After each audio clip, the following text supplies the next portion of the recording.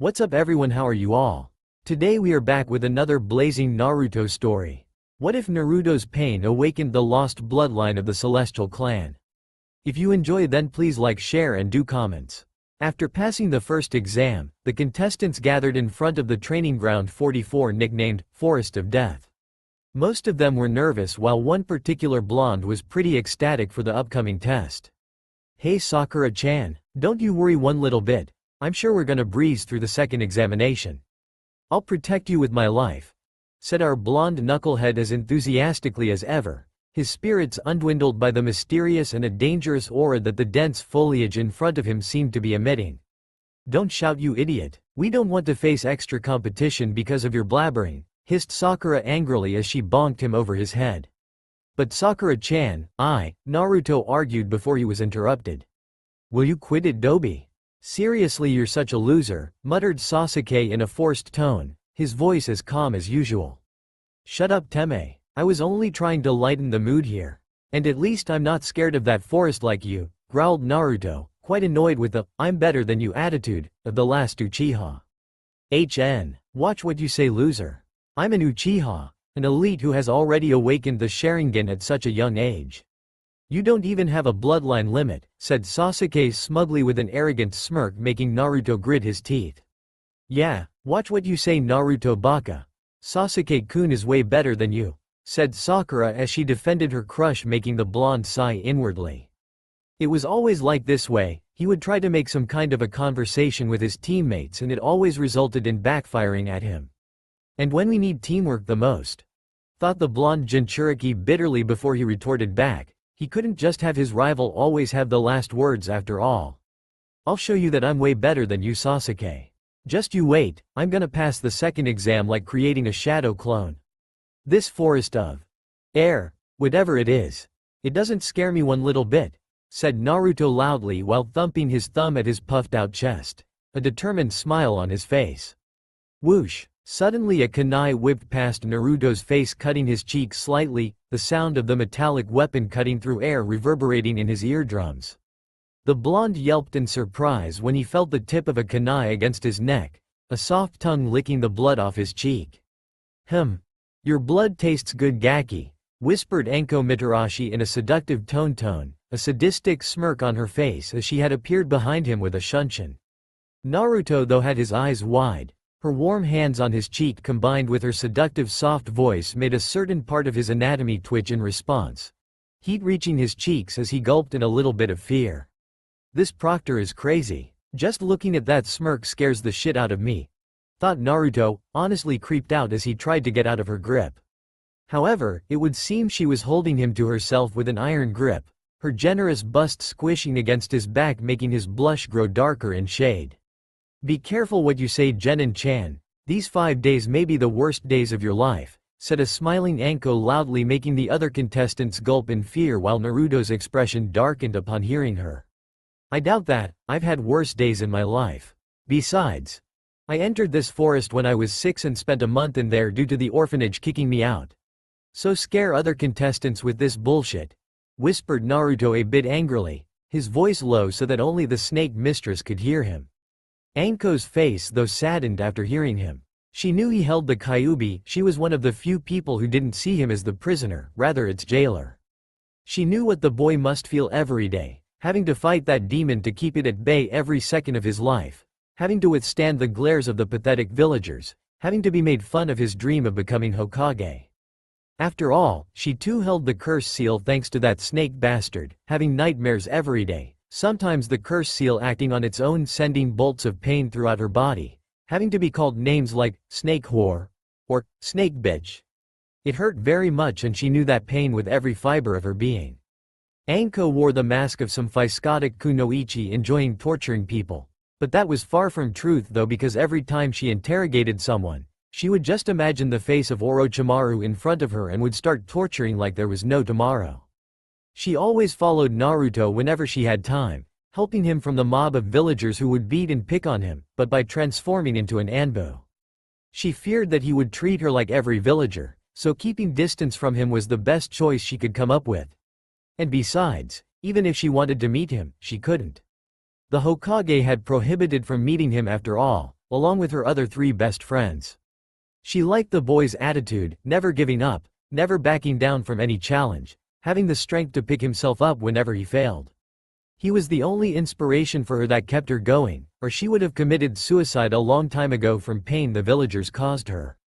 More importantly, the Snake Sandan's apprentice along with her friends were the only one who knew of the mask the boy wore, not even the Sandame knew about it. Also, over the years she had developed a crush on the boy, so latching onto any chance she got of any physical contact with him was in her must-do checklist, like one at the present. "Naruto-kun, you should drop that mask of yours. You cannot fool me," whispered Anko, letting her mask slip for a second, making Naruto freeze at the spot, his eyes widening. "Wah," said the blonde in pure shock that someone had seen through him. "I said Dro," she was interrupted when a Kusa nin appeared behind her, surprising her that a genin was able to sneak up to a prodigy Junin like her. "I think this is your kunai Proctor-san," muttered the Kusa nin with a hiss in his voice, returning the kunai to Anko with his tongue in a sickly manner, making her grin back at him, her mask back on her face. "Why thank you, Genin-san. Oh, and if you want to live, you might want to reconsider sneaking up on me again," said Anko in an sickly sweet tone, inwardly fuming that this brat had interrupted their conversation. "My apologies, Proctor-san," muttered the Kusa nin as he slipped back away. On the other hand, Naruto was lost in his own thoughts. How could she have seen through me so easily? This is insane, we have only met. Even Gigi doesn't know about it. After the Kusa nin went back to his team, Anko leaned forward to whisper in his ear, "Take care, Naruto-kun, and you better come out of this alive," before shining to in front of the genin. "Alright maggots, I've already explained the rules and each team has a scroll. Get in front of your assigned gates in 10 minutes, spoke Anko loudly, reverting to the badass Kunoichi personality. Naruto just stood there, too shocked to move. And also, did she just call me Naruto-kun? Hey Dobi, what are you spacing off about? Don't tell me you're having second thoughts about this exam, said Sasuke while smirking. Shut up Teme, growled Naruto with an irritated expression on his face. Naruto-kun. Naruto turned around to see a blushing Hinata. Huh? Hinata, what are you doing here? Seeing she was red he asked, are you okay? Your face is all red, you don't have a fever do you? Here let me check, uttered Naruto as he put the back of his hand on her forehead. How can that idiot be so dense? Thought Sakura with an exasperated sigh. What a loser, thought Sasuke while shaking his head. Hinata blushed furiously upon the contact and invented a new shade of red as she started to sway. No, I cannot faint, I have to do this for Naruto-kun, thought Hinata. Naruto-kun, here. This is F for Y your ch cheek, she murmured, blushing at the mention of Naruto's cheek before handing him her self-made healing ointment. For me? Thanks Hinata, exclaimed Naruto while applying the ointment on his cheek, healing the cut instantly due to Kyuubi's chakra. Wow, that's so cool. Did you make this Hinata? The blonde asked as he had never seen a medicine like this before. He knew almost all of the healing ointments due to several trips to the hospitals, courtesy of the villagers of course. Why yes, replied Hinata shyly. Man, you're amazing Hinata, the whiskered blonde exclaimed with his trademark foxy grin. Seeing her cute blushing face, he couldn't help but comment though. You know Hinata, you actually look cute. You know. Blushing and all, verbalized Naruto while laughing nervously as he rubbed the back of his head. Thud, oi, Hinata, are you alright? Oi, wake up, the second exam is about to start. Articulated Naruto frantically, not knowing what was wrong with her. Kami-sama, how can he be so dense? He was flirting with her without even realizing it. Sometimes, I really feel for Hinata, thought Sakura. Kiba and Shino arrived to see Hinata lying on the floor, blushing up a storm even though she was unconscious. Her face twisted into a smile as if she had just experienced a mind-numbing orgasm. Kiba sighed, don't worry Naruto, we'll take over from here. Is she alright? The blonde asked, worry etched on his face. Don't worry Uzumaki-san, she just fainted from excitement and anxiety, answered Shino in his monotone voice. Oh, okay, well good luck to you guys. Thanks, see you at the tower idiot, replied Kiba confidently with a smirk. You bet dog breath, replied Naruto making Kiba growl at the nickname. Sakura giggled lightly to herself whereas Sasuke had a smirk on his face. "Okay Dobi, let's go," uttered the Uchiha while walking towards their assigned gate. "Alright maggots, time to go wild. At the count of 3, the gates will be opened. Oh, and one last advice before you go. Don't die," said Anko while putting on the most badass look she could muster. One common thought running through all the genin except Gaara, she's scary. Yeah, even Neji even though he's a stuck-up Hyuga. "Alright, get ready. 1, 2, shouted Anko, pausing dramatically as the genin waited with bated breath. "Meh, get outta here," spoke Anko with a bored expression on her face, doing the shoo motion with her hands. All the genin sweat dropped, already past the gate as they dashed into the dense foliage. Team 7, Naruto, Sasuke and Sakura blurred through the gate, opting to go through the trees due to possibility of traps on the ground. After some time, Akusa Nin, you know he's Orochimaru, so no point in creating suspense. I'm gonna use Orochimaru after this instead of Kusa Enin started following them after easily dispatching his supposed teammates. Soon Sasuke-kun, I will obtain your Sharingan, thought Orochimaru while grinning like a maniac. After 3 hours of traveling, Sasuke saw a clearing ahead with his Sharingan. "Stop," he ordered with a serious expression. "What's the matter? Is someone ahead of us Sasuke-kun?" asked Sakura with some worry and anxiety visible on her face. "There's a clearing ahead of us. We've been traveling for 3 hours now, we should take a break," he suggested with a sigh. "Who told you we're the fucking leader Sasuke Teme?" growled Naruto with a scowl on his face. "Shut up Naruto baka, he's right," Sakura interrupted sternly while Sasuke smirked victoriously. Naruto however gritted his teeth in anger, "If it wasn't for my mask, I would have slapped this pink-haired bitch. One day Sasuke, I will show you what I'm truly capable of. Just you wait." "Alright, let's go," the Uchiha uttered smugly while Sakura followed him. Swoosh. As soon as Sasuke and Sakura landed in the clearing, a huge gust of wind approached them at high speeds. Sasuke's eyes went wide when he saw Chakra in the wind with his Sharingan, Kapuilai. "Sakura, Naruto duck," shouted Sasuke while himself ducking in the process. Sakura barely dodged the powerful current while Naruto couldn't dodge due to him being in midair when he was just about to land. "Oh shit," thought Naruto before he was swept away by the strong tide of wind, blown away from the clearing. The blonde skidded across the ground, far from the clearing before coming to a halt. That was a Junin level wind jutsu with a high amount of chakra in it which no genin should possess except me. The one who attacked us is clearly a Junin level or above. I have to warn Sasuke and Sakura before they get themselves killed, thought Naruto with a grim expression on his face. Just as he was about to head back to the clearing, a huge snake attacked him. He jumped high in air just in time to dodge the snake as it had lunged forward, intending to eat him. Phew, that was close.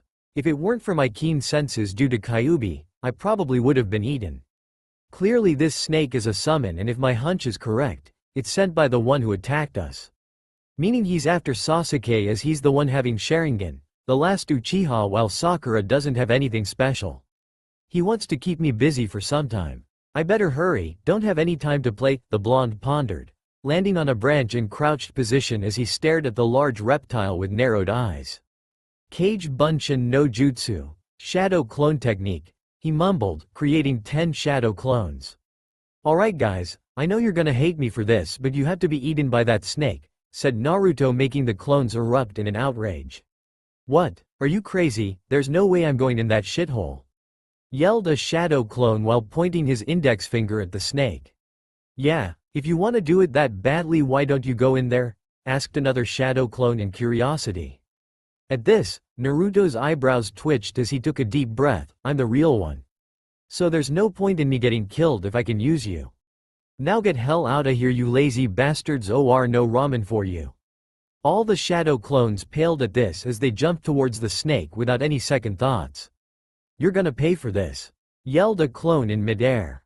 As soon as they landed in front of the snake, it immediately leapt forward, eating all of them in a swipe. Naruto grinned as he went through 3 hand seals before exclaiming, "Kage Bunshin Bakuha no Jutsu, shadow clone explosion technique." Immediately, the snake's stomach began to glow red, increasing in size until BHSHOOM. It exploded in a huge blast, its body fluids spraying all around the area. I really pity my clones, muttered Naruto, disgusted by the scene in front of him. I should get going, he spoke to himself before leaping in the direction of clearing where his team was. Sasuke and Sakura after Naruto was blown away. Sasuke and Sakura had some bruises but nothing life-threatening. The Uchiha stood up, brushing the dust of him as he looked around for the attacker. Hello Sasuke-kun, greeted Orochimaru, suddenly landing in front of the duo. Sasuke and Sakura's eyes widened upon seeing the same Kusa Nin from before. You are the Kusa Nin who returned the kunai to the proctor, the pink-haired genin pointed out in realization. Why yes little girl, and I know you guys have the heaven scroll in your possession, said Orochimaru. How did you? The Uchiha trailed at the end in surprise. So, you genin want the earth scroll huh? Asked the snake Sannin with a smirk, showing them the earth scroll before gulping it down his throat. Sakura almost threw up at seeing the SIG display. If you want it, you'll have to fight me Sasuke-kun, the Sannin hissed while grinning, leaking large amounts of chakra. Sasuke and Sakura were immediately brought down to their knees, not being able to withstand the pressure as they panted due to the strain. This guy is way above genin level.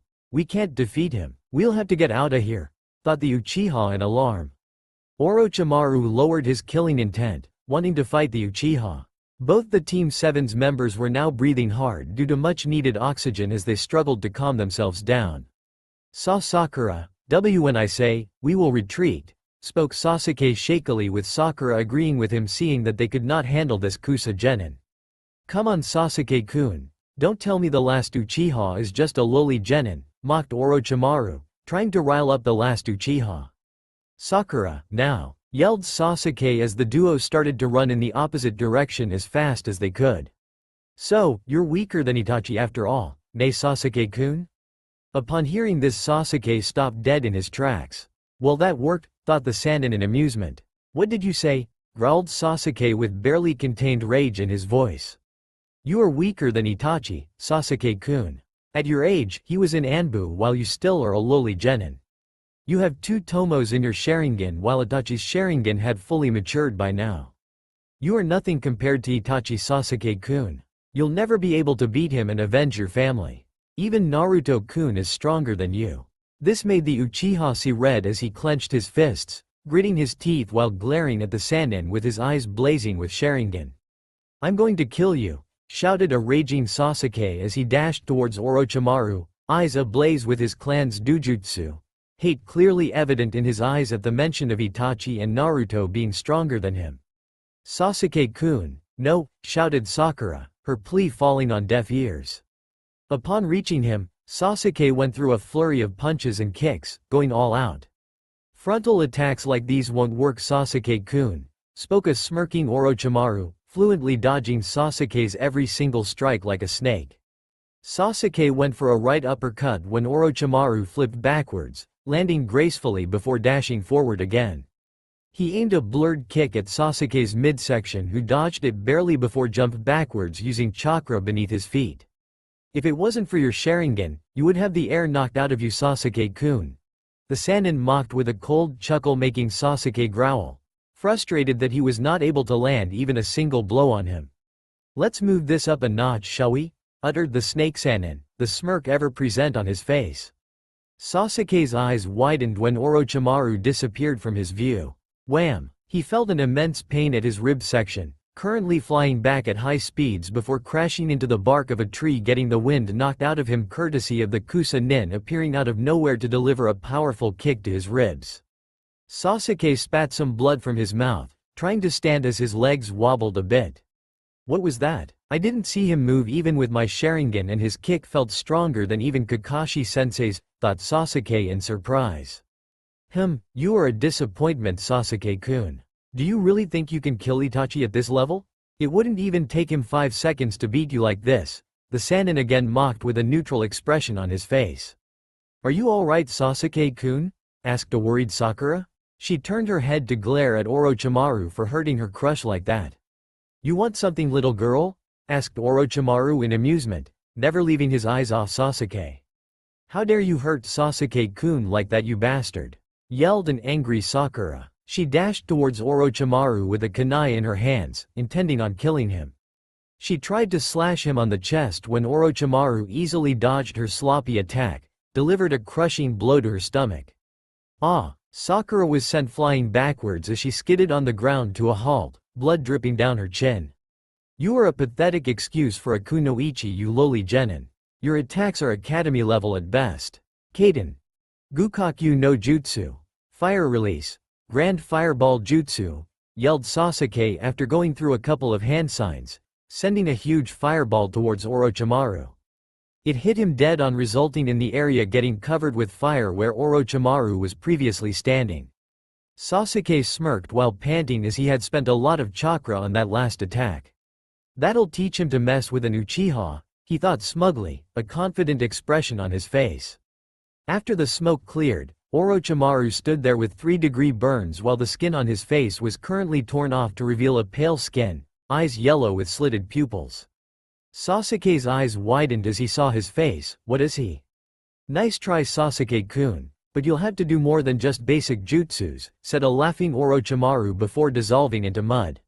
What? A mud clone, thought Sasuke while frantically searching for the Kusa-nin with his Sharingan. Sasuke-kun, behind you, yelled an injured Sakura, making his eyes widened upon hearing her. You shouldn't let your enemies get behind you, Sasuke-kun, whispered Orochimaru in Sasuke's ear from behind. The Uchiha quickly turned around to receive a bone-shattering punch to his face as he was sent flying back. He flipped several times in midair due to force of the punch, rolling roughly on the ground before skidding to a halt. He could now feel several of his bones crack due to his roughly landing, coughing more blood along some teeth. Sasuke-kun, are you alright? Yelled a worried Sakura. Does it look like I'm alright? He shouted back in frustration, wiping the blood off his chin. Let me ask you, do you want power, Sasuke-kun? Asked Orochimaru with a serious expression on his face now. What? Stuttered Sasuke, taken aback by what he was hearing. I can grant you power beyond imagination, Sasuke-kun, the snake Sannin continued. Who are you? Asked Sasuke, clearly terrified of this mysterious entity. Orochimaru peeled off the Kusa Genin's skin to show his pale complexion face. My name is Orochimaru, of the legendary Sannin, he answered, a grave expression on his face. Sasuke and Sakura's eyes widened upon hearing this. No doubt we were no match for him. He's a freaking Sannin, thought Sasuke, having read about them in the academy. He must be the traitor the textbooks didn't mention about, thought Sakura in realization. What do you want with me? The Uchiha asked shakily. You'll know in due time, Sasuke-kun. For now, I'll leave you a parting gift, said Orochimaru with a smirk before his neck elongated to impossible lengths, giving Sasuke a hickey. Air bit him on the side neck before retracting his head. Sasuke screamed in pure agony, clutching his neck with his hand before falling on the ground unconscious. 3 black tomos forming a circle could be seen where Orochimaru bit Sasuke, indicating a heaven's curse seal. What did you do to Sasuke-kun, you freak? Shouted a horrified Sakura. Just a little gift. In time, he'll seek me for more power. Now, it's time for you to die, you annoying pest, spoke Orochimaru before dashing towards Sakura, intent on killing her, making her eyes widen in fear. Orochimaru was halfway through when a kunai attacked with a paper bomb landed just in front on him, though at a safe distance from Sakura. A paper bomb, thought Orochimaru. Boom, before shining backwards just in time to avoid the blast. Looks like I made it just in time, spoke Naruto, currently standing on tree branch above Sakura. Naruto, what took you so long? Yelled a relieved Sakura, happy to see the blonde for the first time in her life. I had to take care of an annoying pest, courtesy of our friend Orochimaru here, the blonde uttered as he landed in front on Sakura, who was still lying on the ground due to being injured. Ah, Naruto-kun, I was beginning to think you died out there. But I'm curious, how did you know I'm Orochimaru? I'm pretty sure the academy doesn't tell about me except Jiraiya and Tsunade, and you were not here when I told Sasuke-kun, asked Orochimaru, intrigued by the Jinchuriki. Well, your pale snake-like face is a dead giveaway, and Gigi told me about you too, the whiskered blonde answered. Oh, and who is this Gigi of yours? Asked Orochimaru in amusement. It doesn't concern you, snake face. What did you do to Sasuke? Asked Naruto with narrowed eyes. He's just unconscious as he couldn't take me on. I'm hoping for a better challenge from you, Naruto-kun, the Sannin verbalized with a cold playful smirk. I am no match for him. I had to stall him and hope the guards around here were alerted due to such high amount of chakra he used in that wind jutsu, thought Naruto with a grim expression on his face. What are you waiting for, Naruto-kun? Don't tell me you're scared, mocked Orochimaru, amused by the Jinchuriki's lack of answer. Shadow clones and exploding shadow clones wouldn't work against a Sannin. Guess I have to use that style, although it's quite risky. But it can stall him for some time due to the element of surprise, thought Naruto, beads of sweat rolling down his forehead as he closed his eyes. Alright, Naruto-kun, if you just want to stand there, then allow me to ki. Orochimaru stopped when he saw red chakra start to leak out of Naruto, his hair becoming more spikier, his whiskers more defined now, eyes turning from cerulean blue to crimson red with black slits in the middle, while his nails and canines became elongated, pointed at the edges.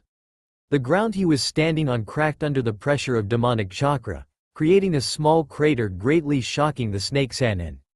How is this boy intentionally using the Kyuubi's chakra? It's not possible for any Jinchuriki to control a Bijuu's chakra at such a young age. This boy is supposed to be the dead last of his generation.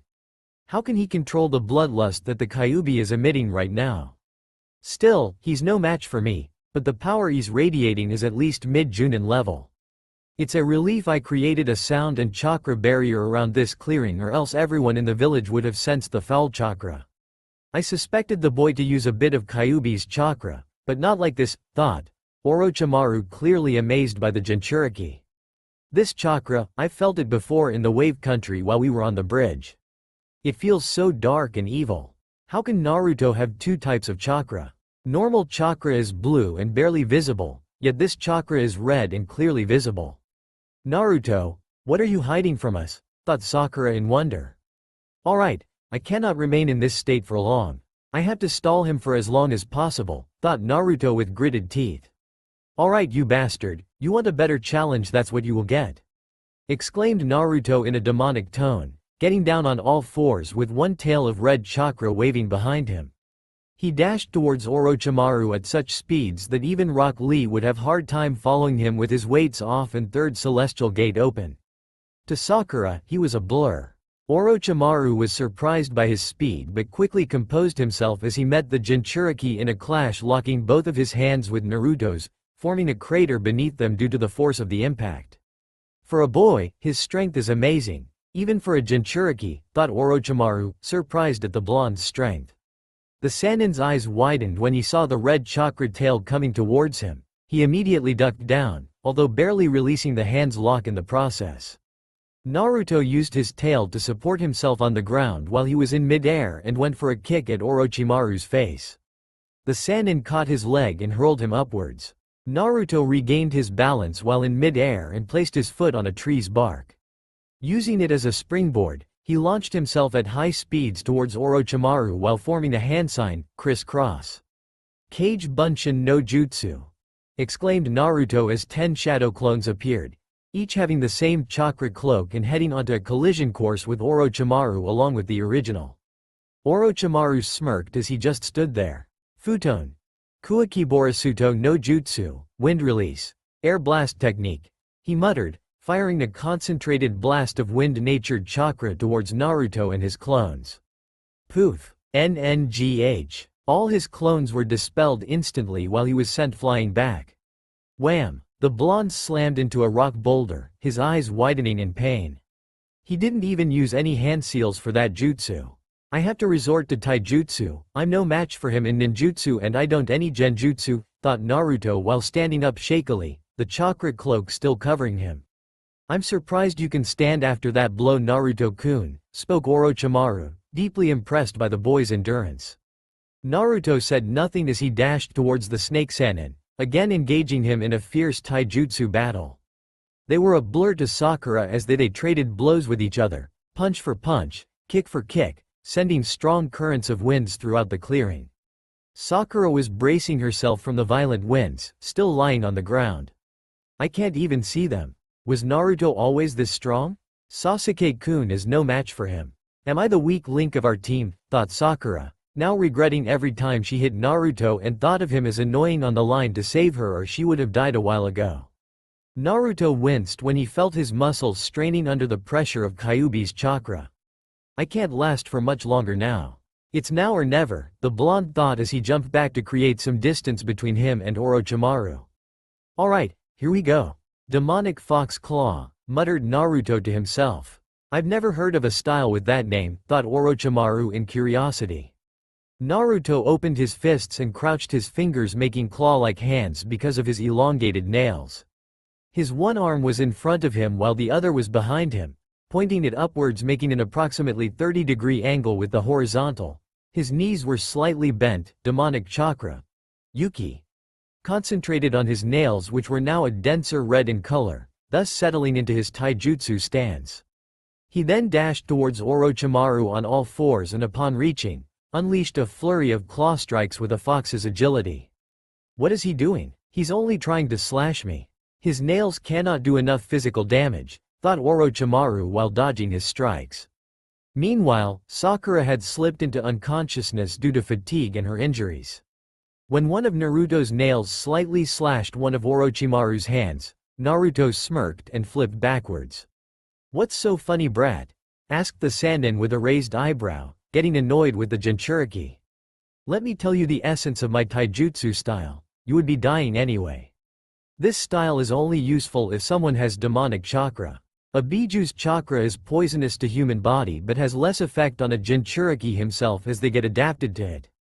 I concentrate my Yuki at my hands and if my nails cut someone even the slightest bit, then the demonic chakra enters the system of the victim. Meaning when my claw slashed your skin, the Yuki entered your system and is currently working like a poison. This is just like the gentle fist, meaning even the slightest contact is deadly. However, I only need one successful strike unlike the gentle fist in which chakra points are closed one by one. Thus my style is more deadly without the need of accuracy and precision. Hence the name Demonic Fox Claw, explained Naruto with a proud and a confident smirk on his face. Orochimaru was shocked to the core by the deadliness of this taijutsu and only had one thought running through his mind. This boy is a genius. One thing which I didn't tell him is that style requires large amount of Kyuubi's chakra and hence every time I use it, it puts huge strain on my muscles and my lifespan is shortened considerably. Its use is very limited, thought Naruto with a sigh. Orochimaru however could feel the poisonous chakra acting and disrupting his normal body functioning and chakra coils. Well Naruto-kun, your taijutsu may be invincible but not against me, said Orochimaru while smirking. What? His question was answered when Orochimaru's upper body started to become like a balloon and his mouth opened to an impossible size from which another Orochimaru extruded, dripping with saliva. Naruto's jaw dropped to the ground in shock. This guy is a freak, he thought in horror. Suddenly the blonde started to feel immense pain as he was on his knees, coughing more blood while red chakra began to recede back into his body. Damn, several of my muscles have been torn. I can't even stand properly, he mused to himself, the Biju's red chakra now completely dissipated. Guess your body couldn't handle any more of the Kyuubi's chakra Naruto-kun, Orochimaru verbalized with an amused smirk. How can you still be street standing? Asked Naruto who was currently writhing in pain. I can regenerate my whole body if it gets damaged, still, it does take a lot of chakra. Why do you think I've been doing human experiments all these years? He asked in a proud tone. Why you're sick, spat Naruto, his one eye closed as he gritted his teeth in pain. Orochimaru walked towards Naruto before picking the blonde by his throat. Well, you clearly gave a better fight, a much better fight Naruto-kun. It's time to end this though, the Sannin declared with a grim expression on his face, lifting Naruto's orange jumpsuit to reveal Jinchuriki's stomach with a spiral-like seal. Oh oi, please don't rape me, said a horrified Naruto as Chibi Naruto ran in his mindscape while screaming, he's gonna take our virginity, run for your lives.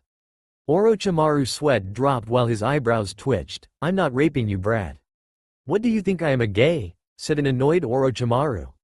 Naruto tilted his head to the side in genuine confusion, yeah. Arg, that's it brat.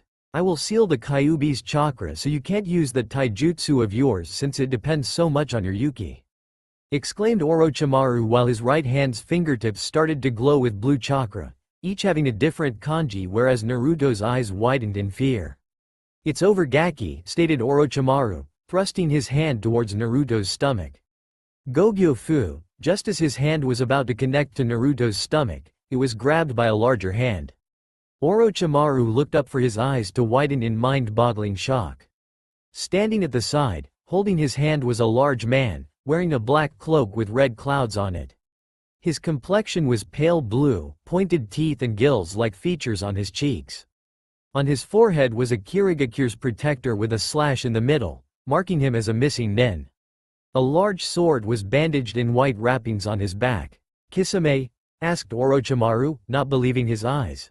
"Orochimaru, long time no see," exclaimed a grinning Kisame Hoshigaki, one of the strongest members of the 7 Swordsmen of the Mist.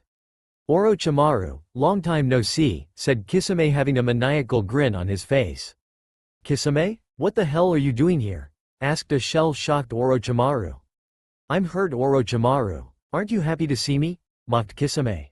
Orochimaru growled before dissolving into mud, dropping Naruto onto the ground and reforming a distance away. "Ah, damn snake, my hands are all muddy now," said Kisame, waving his hand. Naruto's sweat dropped while thinking, "Great. Another nutcase. Who are you?" asked Naruto while trying to stand, dismissing him as a possible enemy as he saved him one way or the other. "Stay down if you want to live, brat," said Kisame while standing in front of Naruto facing Orochimaru with a serious aura surrounding him. "How can Akatsuki be here?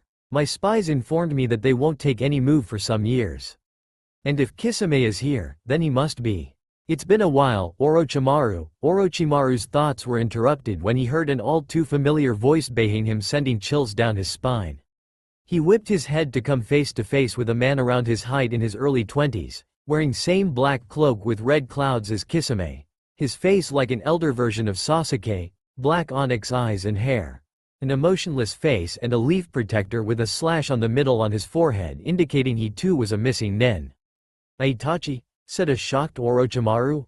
"Kisame, would you mind keeping Orochimaru busy for some time?" said Itachi in his cold, emotionless tone. Upon hearing him, Kisame's grin widened. "Sure, I've been itching to fight anyway," said Kisame while unwrapping the white bandages, showing a large sword with metallic spikes in his hands. "I'm sure you haven't forgotten about Samahata, Sharkskin. It's been hungry for some delicious chakra for some time now," said Kisame, walking towards Orochimaru leisurely. Itachi shined to where a shocked Naruto was. "Why, you're Itachi, Uchiha Itachi? The one who slaughtered his entire clan in one night and Sasuke's brother?" asked a scared Naruto, knowing that he was no match for the Uchiha prodigy. Itachi just stared impassively at Naruto. "Damn, I've got to get out of here. I've already done what I came here for. I can take on Kisame using Kusanagi, grass cutter. But Itachi is out of the question," thought Orochimaru before dissolving into a large tree's trunk, baying him.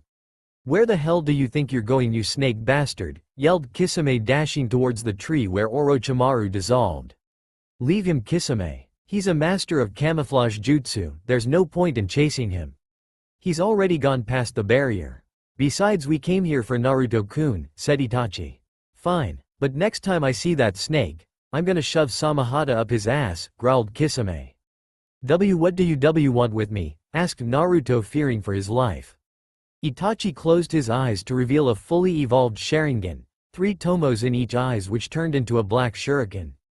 "There's a 4th stage to Sharingan," thought a gaping Naruto. "This is Mangekyo Sharingan, Kaleidoscope Copywheel Eye, Naruto-kun," said Itachi as if reading his thoughts. "Are you here to kill me?" said Naruto, who was scared shitless now and in pain due to his muscles being teared. "I'm sorry for what I'm about to do, Naruto-kun, but this is the only way," said Itachi. Regret visible in his eyes as he stared into Naruto's eyes. "Tsukiyomi, goddess of the moon." Naruto's eyes widened as the world around him faded. World of Tsukiyomi. He noticed that he was tied to a cross-like post, sky blood red with a moon. In front of him stood Itachi with a wakizashi. "This is the world of Tsukiyomi, where I control everything. For the next 72 hours I will kill the people you care most about in front of you repeatedly until you awaken it," said Itachi. "Awaken what?" said a confused Naruto. Itachi said nothing as Hiruzen Sarutobi appeared in front of Naruto. Gigi? What are you doing here? Get out of here, yelled Naruto. I've always thought of you as my grandson Naruto-kun, said the aged Hokage with serene smile on his face. Itachi started moving towards the Sandaime Hokage. I know, but we don't have time for this. Itachi is right behind you, yelled Naruto, getting restless by the second as Itachi approached the Hokage. When Itachi reached him, he lifted the wakizashi. No, Gigi, behind you. Itachi, I swear if you even TOU. Naruto was cut off as blood splattered all over his face, the beheaded Hokage's head falling at Itachi's feet in a pool of blood. Tears started pouring out of Naruto's eyes as his mind went into overdrive. Why you killed him? Why you killed my Gigi? I am going to fucking kill you bastard, Naruto, tears freely leaking out of his eyes as he violently thrashed against the invisible bindings trying to break free. Then suddenly Ayame and Teuchi appeared in front of Naruto. Naruto-kun, I've always considered you my Otuto, said Ayame with a sweet smile on her face. Hey kid, ramen's on the house today, said Teuchi, offering him a bowl of ramen. Oh no, no, no, no, no, not you too, Ayame-ne-chan, Oji-san. Please Kami no, shouted Naruto, desperately trying to break free. Naruto tried to close his eyes but found that he couldn't. Once again, he was forced to watch as Teuchi and Ayame were beheaded in front of Naruto.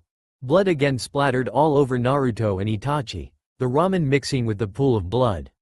No, please, stop it, I beg you. If you want to kill me, just get it over with, cried Naruto in desperation, tears rolling down his blood-laced face, not being able to bear to see his loved one die. I'm sorry Naruto-kun, but I had to do this. Kushina-sensei, I will not fail your son unlike Hitaki, thought Itachi. Itachi winced as he saw the murderous glare Naruto was giving him. His eyes full of hatred and disgust. I hope he does not walk the same path which my idiot of a brother took, thought Itachi, apparently disappointed in his brother, for he was walking the same path all the Uchihas in the past took. Superiority practically was Sasuke's middle name. Well, back to Itachi's torture session. Naruto's eyes widened when a person appeared he really didn't want to be killed. Naruto-kun, I'll love you, said a sweetly smiling Hinata with a cute blush on her face. Naruto was shocked upon hearing the confession. He was not surprised by the confession itself, but rather how Itachi knew she loved him. How did you know? Asked Naruto, staring at Itachi's, his eyes red and cheeks stained due to a mixture of blood and tears. I did not know, Naruto-kun. Tsukiyomi automatically reads the mind of the victim, finding the ones he cares most about or loves deeply, said Itachi, glancing at Hinata while saying the last part. Yes, Naruto knew Hinata loved him and loved her very much, even though he acted like a dense idiot. It was just a part of his mask to act like a moron, being oblivious to Hinata's feelings. Due to his heightened senses, he could easily feel the presence of Hinata every time she followed him. What Hinata didn't know was that sometimes Naruto followed her too, curious to know about his stalker, what she liked, what she disliked, her hobbies, etc., and over time fell in love with her. He loved her smile, her kindness, her scent, her lavender eyes, her blue hair, everything about her. She was the purest soul he knew. And now to watch her get killed in front of him, he could not even bear to think about it. Damn it, I'm sorry Hinata-chan, said Naruto while fresh tears leaked from his eyes. I couldn't protect my precious ones. What good of a Hokage would I become? Said Naruto in a heartbroken tone, like his world was shattered in front of him. It's over for her, Naruto-kun, said Itachi as his sword pierced through Hinata's heart, instantly killing her. Blood oozed out of Hinata's mouth, light leaving her eyes as her body dropped in a pool of blood and laid there motionless. Naruto's face went blank as his mind still couldn't believe that his Hinata-chan was now dead. A few moments later, seemingly never-ending tears started falling from his face. Hinata-chan is dead, thought Naruto over and over again. A few moments later, pure white chakra started leaking out of Naruto's body, forming a chakra cloak around him. Itachi smirked at seeing the white chakra. Great, it worked. He's awakening it. Our plan. His thoughts were interrupted by an ear-deafening scream. Arghhhh. What are you doing to me, you bastard? My eyes, head, my whole body hurts. screamed Naruto, who was violently thrashing around the invisible posts he was tied to. I'd better end Tsukiyomi now. I have to preserve as much chakra as I can, for we need to come back here in a few minutes, thought Itachi before ending the genjutsu. Outside the clearing, Kisame had no idea what was going on. 1 second, Itachi and the blonde brat were standing, and the next, white chakra was leaking out of the brat's body while he was screaming in pain. Tsukiyomi is not supposed to do that, is it? Itachi, what the hell is going on? And what is that white chakra? I thought the chakra is supposed to red or blue in color. Wasn't he supposed to awaken the Rinnegan, ocular eye? Asked Kisame. Calm down, Kisame. It's part of the process. Remember that Rinnegan is a very powerful dojutsu, even powerful than Sharingan and Byakugan. So the process of awakening it is very painful, said Itachi while he winced when the screams of Naruto got even louder. It's a good thing that I covered this area in a high-level genjutsu and a double-layer soundproof barrier. No one should be able to interrupt us for a while, thought Itachi. In case of Naruto, he had never felt so much pain in his life. Every inch of his body was hurting, he felt like his head and mainly his eyes were put on fire. He could feel a large amount of chakra flowing through his coils, straining them, increasing their size, his muscles being torn apart and new ones being formed. Itachi and Kisame were awed by the display of power by Naruto, although he was doing it unintentionally. His white chakra completely surrounding his body, a small crater had formed on the ground just by the force of chakra, releasing powerful gusts of winds, dust particles, pebbles and large chunks of earth were rotating around Naruto in midair. Some trees were uprooted by the force of wind. Sasuke and Sakura, who were unconscious, skidded back several meters. Itachi and Kisame had to apply chakra to their feet to keep themselves still. Their eyes were closed and arms in front of their faces to brace themselves properly. Damn, this Gaki has one hell of a chakra.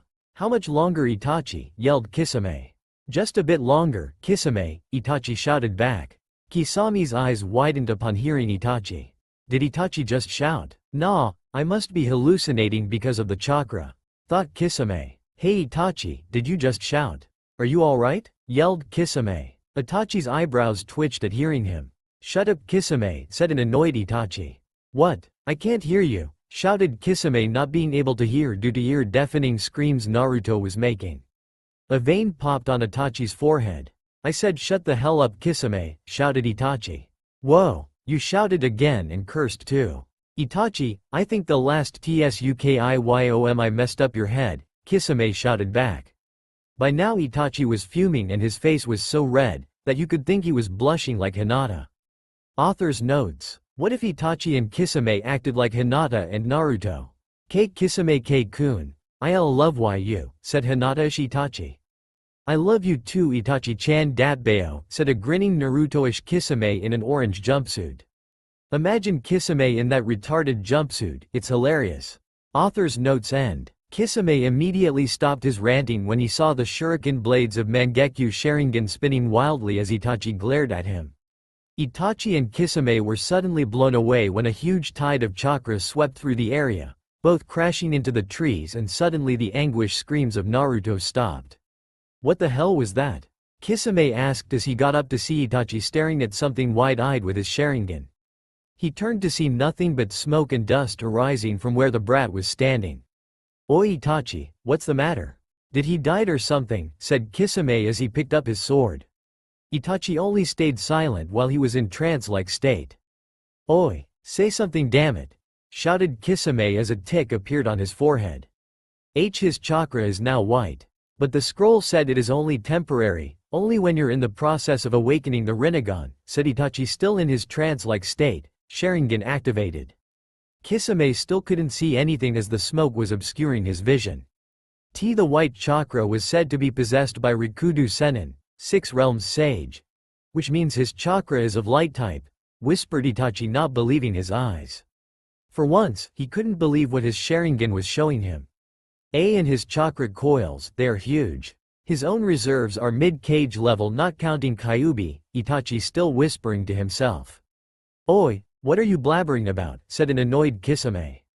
There was a sudden gust of wind, not as violent as before, which came from the epicenter Naruto seemed to have created, also clearing the smoke in the process. Itachi and Kisami's jaws dropped to the ground, their eyes almost bulging out of their sockets when they saw Naruto. There standing in the middle was a man, with height about 5 feet 4 inches, not a shrimp. His jumpsuit was straining under the muscles which were a lot more noticeable now. His spiky blonde hair were glowing, if only a bit. They seemed to have grown a lot, pointing in every direction with bangs covering his eyes. Itachi could have swore he saw a chibi Yondaime there. Anyone could mistake Naruto for Minato now, but his whisker marks were a dead giveaway as they were more defined, adding to his ferocity. Naruto's going to kill me for all the fangirls he's going to attract. Not that he will spare me now for what he endured in Tsukiyomi, thought Itachi. Meanwhile, Kisame was having a hard time controlling the Samahata as it seemed to have taken a liking to Naruto's huge chakra reserves. Naruto lifted his head to show his eyes for the first time after his seemingly super transformation. They were still a shade of blue, somewhat purple, one black ring surrounded a black dot-like pupil in the center.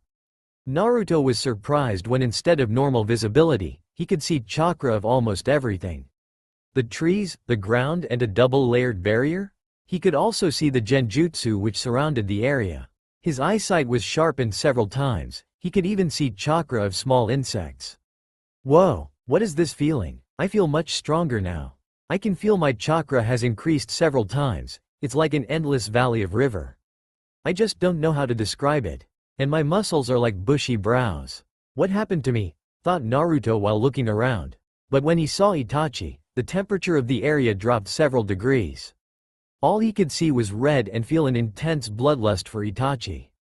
Seeing Naruto was directing huge amount of killing intent at him, Itachi immediately knew he had to do something and fast. I'm going to rip you to shreds, you fucking asshole, roared Naruto while he dashed towards Itachi, or at least tried to, but immediately tripped on his feet and fell first into the ground. What the, said a surprised Naruto. Why can't I move properly? Thought a panicked Naruto. Kisame, you know what to do. I will capture him in a Tsukiyomi before he is used to his new body, and you will keep giving me chakra from outside the Tsukiyomi. This time, it's going to drain a huge amounts of chakra. Let's go, said Itachi before they both disappeared. To any normal eye, they just vanished from sight. But due to his dujutsu, Naruto could see them, although barely, coming towards him. Kisame appeared baying Naruto, picked him and held him in a bear hug-like grip from behind. Itachi appeared in front of Naruto, staring him in the eyes. What are you? Naruto was cut off. Tsukiyomi. Oh shit. Not Agen, thought a groaning Naruto as forest around him faded. Here you go, Itachi, said Kisame, keeping his right hand on Itachi's shoulder and started giving him his chakra while he held onto Naruto with one arm. World of Tsukiyomi. Naruto again found himself tied to same posts with same red sky and same moon with Itachi standing in front of him. What do you want, Itachi? Why am I here again? Spat Naruto. Itachi sighed. Alright Naruto-kun, from this point you will listen to me, said as he placed a silencing jutsu on Naruto. You've noticed the changes in your body, haven't you? Asked Itachi. Naruto went wide-eyed after hearing him. You can shake your head, Naruto-kun, said Itachi. His eyes are just like pain. The only difference is that he has 3 rings and Naruto has 1 ring, thought Itachi while observing Naruto's Rinnegan. Naruto nods. Now I want you to close your eyes, concentrate and tell me if you feel chakra in your eyes, said Itachi. Naruto narrowed his eyes at Itachi. Please believe me, Naruto-kun. If you don't believe me, then look at this scroll, said Itachi while showing him a scroll. Naruto's eyes widened upon reading the scroll. It said, Dear Naruto-kun, I know you are thinking Itachi killed us, but it was just a high-level genjutsu Tsukiyomi, an ability granted to the Uchihas when they acquire the Mangekyo Sharingan. It affects all your 5 senses, plus your perception of time. So, whoever was killed is alive and well. Now, as a genin of Konohagakure no Sato, I order you to fully cooperate with Uchiha Itachi and his companion Hoshigaki Kisame. They will explain everything, it's for the best. Your Jiji, Hokage of Konohagakure no Sato. Beneath was the official stamp of the Hokage. Tears of relief started flowing from Naruto's eyes. Thank you Kami, everyone's alive. Hinata-chan too. Thought Naruto happily like he was just offered ramen on the house. Now, do what I told you Naruto-kun, said Itachi while putting back the scroll. Naruto nodded as he closed his eyes and started concentrating. "Do you feel any chakra?" asked Itachi. Upon seeing Naruto nod, Itachi explained, "That's what it feels like when you have a dujutsu. Ninjas having Sharingan and Byakugan also feel chakra in their optical coils." "I have a dujutsu," thought Naruto enthusiastically. "You Naruto, have one of the strongest dujutsus ever seen, the Rinnegan, which was said to be possessed by the Sage of the Six Paths. I presume you know about the creator of ninjutsu," said Itachi. Naruto nodded. Finally, those secret hours of boring reading in the library is coming in handy, thought Naruto. Now your Rinnegan can be turned off like Sharingan and Byakugan. To deactivate it, close your eyes and try to remove chakra from your eyes. "It's pretty easy, try it," said Itachi. Naruto nodded and closed his eyes. After a few moments, he opened his eyes to show the same cerulean blue color.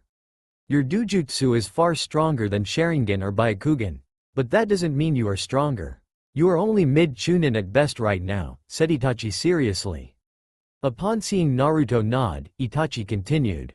"Before I go any further, I want you to promise me that you would not show any hostility against me when I unbind you. Or else, you know what I can do to you in Tsukiyomi," said Itachi seriously while his Mangekyo Sharingan spun wildly to make his point clear. Naruto gulped and nodded frantically. "Geez, he's even scarier than that crazy proctor," thought Naruto. Immediately the crossposts that were holding Naruto disappeared while Itachi undid the silencing jutsu.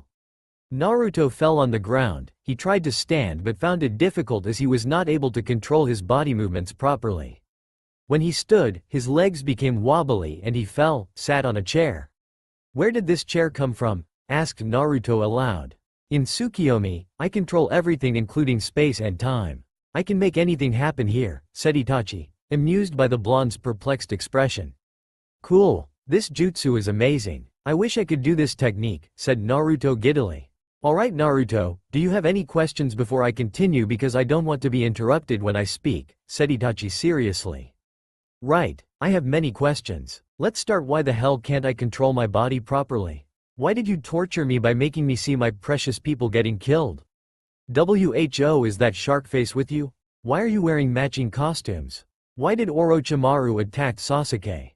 Why did we come in this Tsukiyomi again? Why did Gigi ordered you to do this? I thought you were a missing nin. And if you're still following the Hokage's orders, that means you're a good guy. And if you're a good guy, why did you slaughter the entire Uchiha clan? And if you had to kill them, why didn't you kill Sasuke Teme? Seriously, he's such a pain in the ass," shouted Naruto before panting to catch his breath. "Did the Rinnegan expanded his vocal cords too?" thought Itachi with a raised eyebrow. Well, first I will answer those questions which are not linked to your dujutsu. Before I answer these questions, I want you to know that some of the answers are sulfur monosulfide class secrets instated by the Sandaime-sama. So you'll have to keep the answers to yourself only. "Do you understand, Naruto-kun?" asked Itachi. Upon seeing Naruto nod, Itachi closed his eyes and continued. "Many years ago, Konoha was formed by the Uchiha and Senju clan. The leaders of these two clans were Uchiha Madara and Senju Hashirama.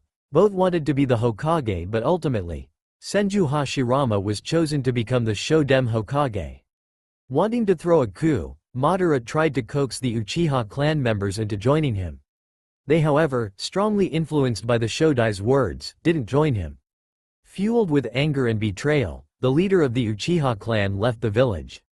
After some years, he came back to destroy Konoha, which led to the duel between Hashirama and Madara. It is said that Madara died in that battle, but I have my suspicions. After that, the Nidaime was chosen as Senju Tobirama, brother of Senju Hashirama, then the Sandaime Hokage, and then the Yondaime Hokage. But not a single Uchiha ever became the Hokage. This hurt the pride of Uchiha clan greatly, and some years after the Kyuubi attack, they started planning a coup d'etat against the Sandaime Hokage. I became aware of their plans and found that the whole Uchiha clan was involved except some few people like Sasuke and my mother, so I reported to the Hokage. I was given a S-ranked mission to annihilate the entire Uchiha clan, but inwardly I knew that I wouldn't be able to kill Sasuke and my mother. But before I could stab that bastard of my father, he pulled my mom in front of him. It was too late for me to stop the attack and she was killed. She was an excellent shinobi and probably stronger than Fugaku, but due to the situation she was caught off guard, or she could have easily stopped me. I put Sasuke in a comatose state for 2 weeks using Tsukiyomi and made him believe only power mattered to me. I intended for him to hate me and not follow the path what my arrogant ancestors took, but instead he became a power-hungry Uchiha. Now I'm regretting my decision to let him live, explained Itachi with a sigh. Naruto was shell-shocked as he came to know the circumstances behind the Uchiha massacre. Well, that was really a huge sacrifice on your part for the village. You have my utmost respects. I'm sorry for calling you a murderer before, said Naruto in regret. No need to apologize, Naruto-kun. It's nothing compared to what I did to you in Tsukiyomi before, said Itachi, dismissing his apology. But who is your partner? Asked Naruto, still sitting on the chair. He is Kisame Hoshigaki, one of the members of the 7 Swordsmen of the Mist. Don't worry, he's on my side. We both are a part of an organization called Akatsuki. It's a group of very strong S-ranked missing nins which aims to collect all the 9 Biju in the world, said Itachi. Naruto's eyes widened upon hearing him. But we won't let them do anything to you. Kisame and I are assigned to capture you, so you're safe for now. We are acting as undercover agents for the Hokage and report to him about the Akatsuki's movements. The black cloak with red clouds signifies we are the members of Akatsuki. Akatsuki members always travel in pair, supporting each other's abilities, and hence it's difficult to defeat them, said Itachi. But what does this organization wants to do with all the tailed beasts? Asked Naruto. Even we don't know its true motives, but whatever it is for, it sure is not good, said Itachi grimly. Okay, so far I understand, but I still can't understand why did Jiji ordered you to come here in the middle of Chunin exams, asked a confused Naruto. Hokage-sama wanted you to awaken your bloodline limit as soon as possible because of the growing threat the Akatsuki poses, and after seeing Orochimaru today, I believe it was the right decision. But still, he took a gamble as he was not sure if you would awaken it. You need to get strong as fast as possible, Naruto-kun, for you're no match for Orochimaru or the Akatsuki right now, said Itachi. Naruto nodded with pure undeterred determination in his eyes. As for why Hokage-sama particularly sent me to awaken your bloodline, it's because to activate Rinnegan, one must see the people he cares the most about die. But Hokage-sama couldn't do that to you, so he sent me to use Tsukiyomi on you, make you see your loved ones die and in the process activate Rinnegan. It was an ingenious idea if I must say so, said Itachi. Wow, Jiji's really smart, ain't he? Said an impressed Naruto while Itachi nodded. Now comes the important part. After seeing Orochimaru attack your squad, I'm suspecting he is planning something big, so you're gonna need everything to tackle whatever there is for you in the future. Hokage-sama also ordered me to train you, Naruto, right now, said Itachi while Naruto's eyes widened. But I don't have time to train. Chunin exams are going on, remember, said a confused Naruto while Itachi smirked at his perplexed face. You forgot that 3 days in Tsukiyomi is only 1 second on the outside, said an amused Itachi. Naruto's jaw dropped to the ground. If this is true, then he could get 3 days worth of training in only 1 second. The applications of this jutsu are limitless. But this jutsu uses a lot of chakra and I can only do it twice a day, meaning 6 days in the Tsukiyomi. But my partner Kisame is constantly giving me his chakra, meaning the time we can spend training in here will be increased, and believe me when I say he has huge chakra reserves. He's called a Biju without a tail, said Itachi while enjoying the look of Naruto's gaping expression. How much time? Asked Naruto in barely contained excitement. Kisame can use about 10 times chakra as me and can still take on a Junin. Therefore we can spend 60 days in Tsukiyomi, meaning 2 months, said a smirking Itachi. Now Naruto had trouble picking his jaw from the ground. Amazing. This means that on the outside only 20 seconds would have passed, said Naruto in awe. You're right, but remember, in Tsukiyomi you can only train in ninjutsu and genjutsu. It's because you can only train your mind here while your body is only standing in the real world, so physical training would be useless. But you can practice some taijutsu styles to memorize them, explained Itachi. But what use a taijutsu style is if I don't have the required strength, agility, precision and speed for it? Even if I master all the katas of the taijutsu, it still wouldn't as effective as it should be, said a confused Naruto while Itachi nodded. That's where I answer the question why you are not able to properly control your body. You see Naruto-kun, when you awakened the Rinnegan, your genes and body structure changed drastically. It's like you have a completely new body now. All your old muscles and tendons were destroyed in place of new ones. That's why you felt so much pain coursing through your body before. These new changes result in drastically increased speed, strength, reflexes, agility, flexibility, almost anything you can relate to taijutsu. But your mind is not used to this upgraded body of yours. You have to train your mind so it can be in synchronization with your body. Tsukiyomi is a perfect place for your training now. Your body now is ready for almost all the mid-level taijutsu styles that the shinobi world can throw. Though I prefer you only learn one and completely master it, explained Itachi. So you're saying that I'm a 2 years toddler now who can't even control his body properly, muttered an annoyed Naruto, but Itachi clearly heard him. Don't be so down, Naruto. It may seem frustrating, but you'll see how big of a physical upgrade you got. Your body is now that of a rookie Chunin. It takes years of hard work for a Chunin to get this level of fitness, which you only got in a matter of minutes, said Itachi. But isn't it unfair for other shinobi who train so hard every day of their life? Before a couple of minutes, I was one of them, a genin with no talent at all, and then suddenly this. Although bloodlines are cool and all, but I never really liked them. It seems to give unfair advantages to bloodline users. For instance, your Sharingan, you guys just copy jutsus and predict our movements before we even know what our move will be.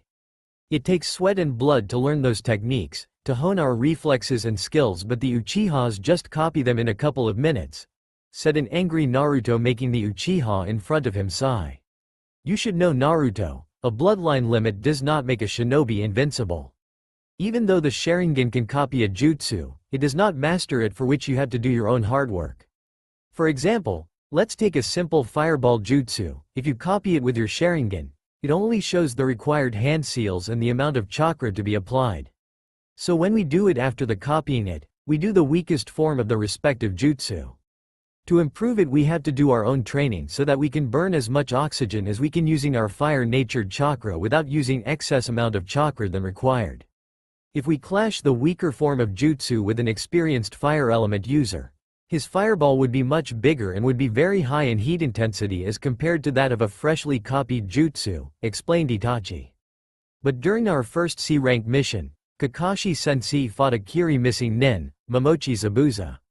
During the fight, he copied his water dragon jutsu, and when they both fired the dragons at each other, they just cancelled each other.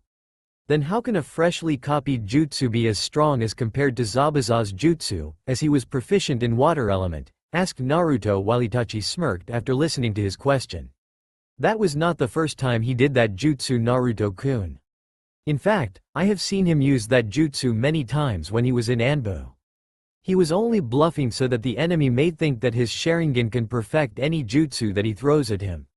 Didn't you ever think that Kakashi no Sharingan, the man who has copied over 1,000 jutsus, wouldn't have copied a jutsu as common as water dragon jutsu before?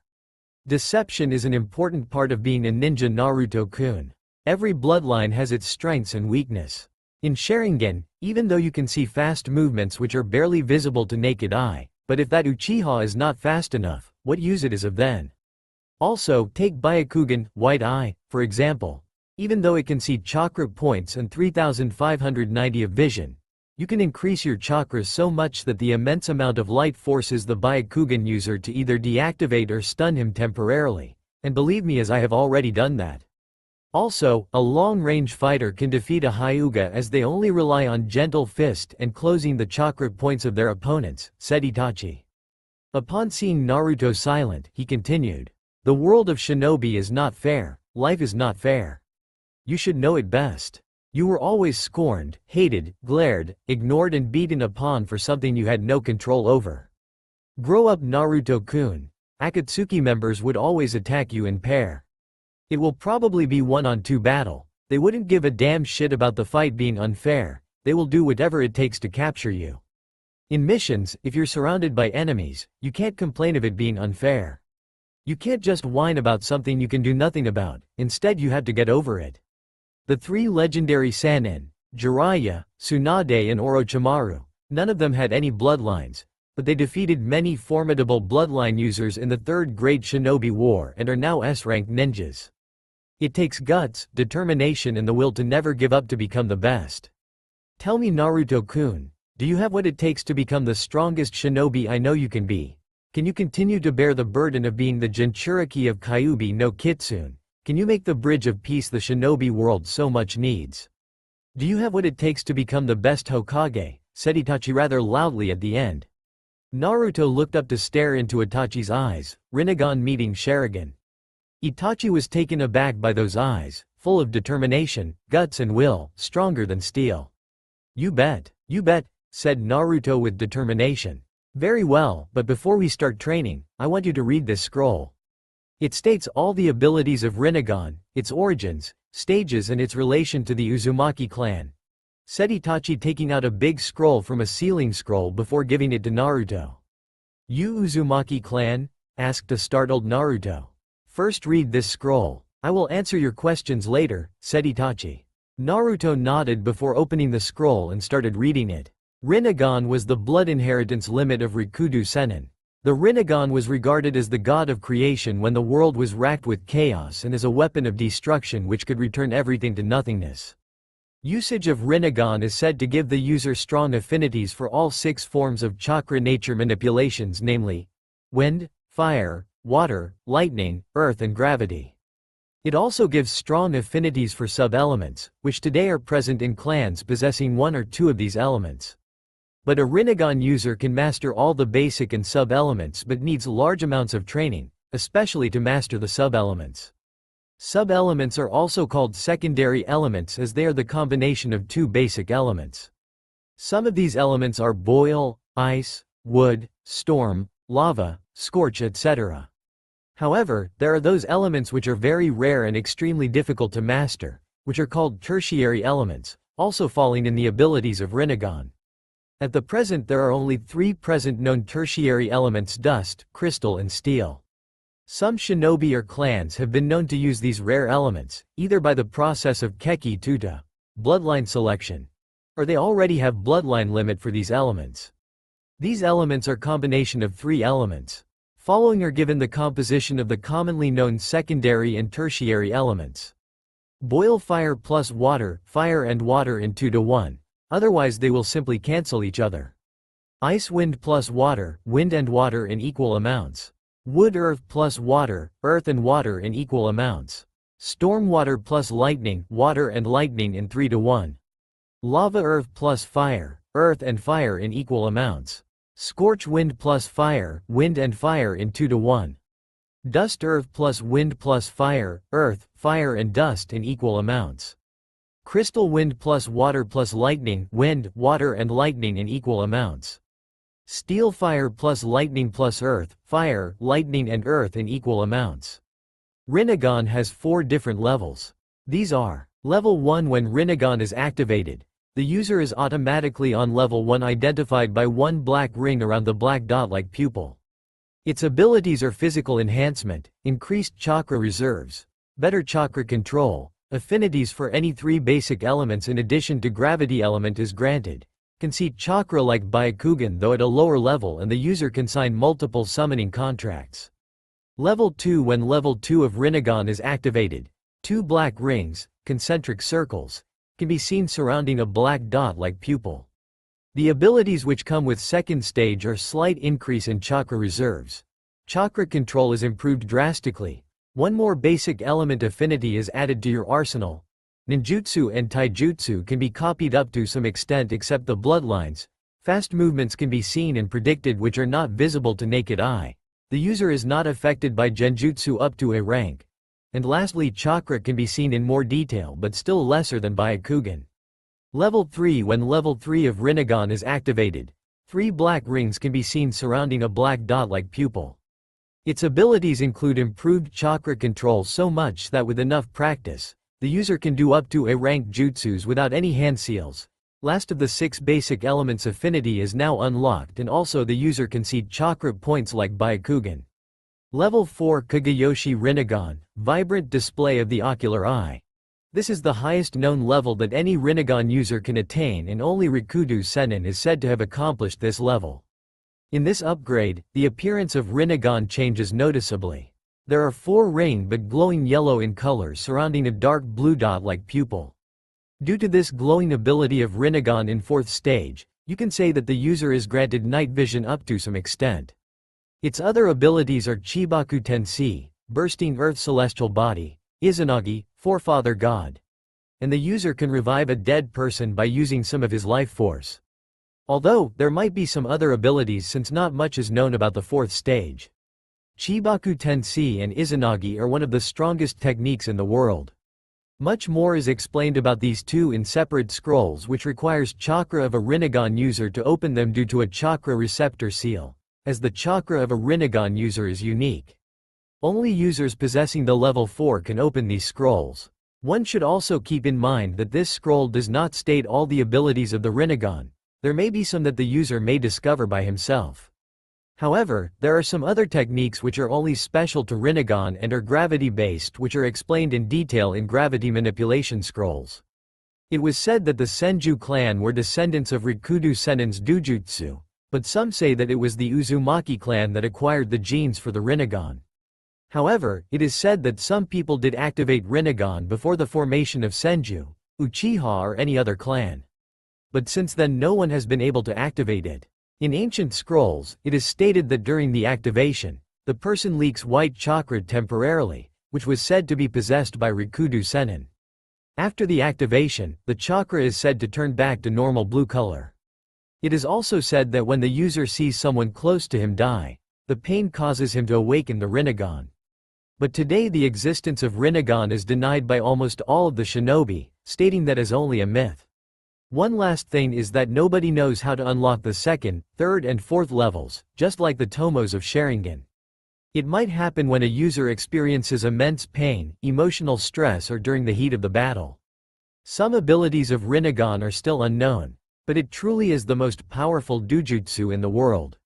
Naruto just remained silent after reading the scroll, contemplating on the information he just read about his dujutsu and what Itachi told him until now. Itachi stared at the new transformed Naruto, wanting to see how Naruto would take such info. Yeah. The author was interrupted by a loud shout of joy as Naruto whooped his fist in the air, in the process dropping the large scroll. I've got the best dujutsu in the world. Ha, take that Sasuke Teme. I have a bloodline, and guess what, it's better than yours. I'll become the strongest shinobi in Konoha and then the Hokage. That old monkey really needs a retirement, Dabbao, said Naruto as the dam of emotions he's been keeping in check broke. Itachi to restrain himself from laughing at that last comment.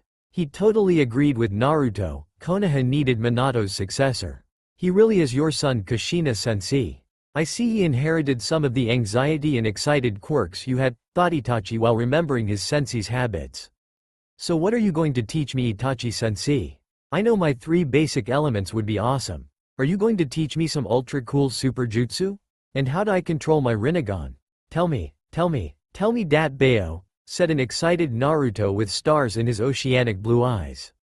Although Naruto was far mentally matured than anyone of his age, he was still a sucker for ninjutsu, and boy was he excited about his bloodline abilities. Itachi sensei, I like the sound of that, thought Itachi. Calm down, Naruto-kun. First we're gonna work on synchronizing your body and mind with each other. You still can't control your body, remember? Said Itachi, not wanting Naruto to jump the gun. Damn, Naruto slumped in his chair. First, Naruto-kun, I'll explain to you the benefits of shadow clones and the reason it is stated in the Forbidden Scroll, said Itachi. I already know them. When a shadow clone dispels, all its memories, experiences or in case of training mentality progress, is transferred to the original user. One shadow clone cuts the time required to train in something in half as compared to that of only original user. But in my case, if I summon 500 shadow clones, it will take me 1/1000th time to train in something than the original time required. Hence, it's a gift from Kami for shinobi with large chakra reserves. But its downsides are that it causes a huge headache when mass shadow clones are dispelled after training due to rush of information, and it can kill people with low chakra reserves due to chakra exhaustion. Another reason it is stated forbidden because if it falls into the hands of a shinobi from another village, will you get the point? And before you ask me why didn't I train with shadow clones is because I had nothing to learn and the only thing I could do was try and improve my chakra control using the tree climbing exercises, said Naruto seriously. Itachi blinked, then blinked again. How did you know all that? It's not even stated in the Forbidden Scroll, asked a surprised Itachi that a genin had learned the secret of shadow clones so quickly, and you should know that if you were able to surprise Itachi then heads off to you. Well duh, I have been using a large amount of shadow clones since I became a genin. You had to be a total idiot not to figure it out. And the rest, well it's pretty obvious, said Naruto offhandedly.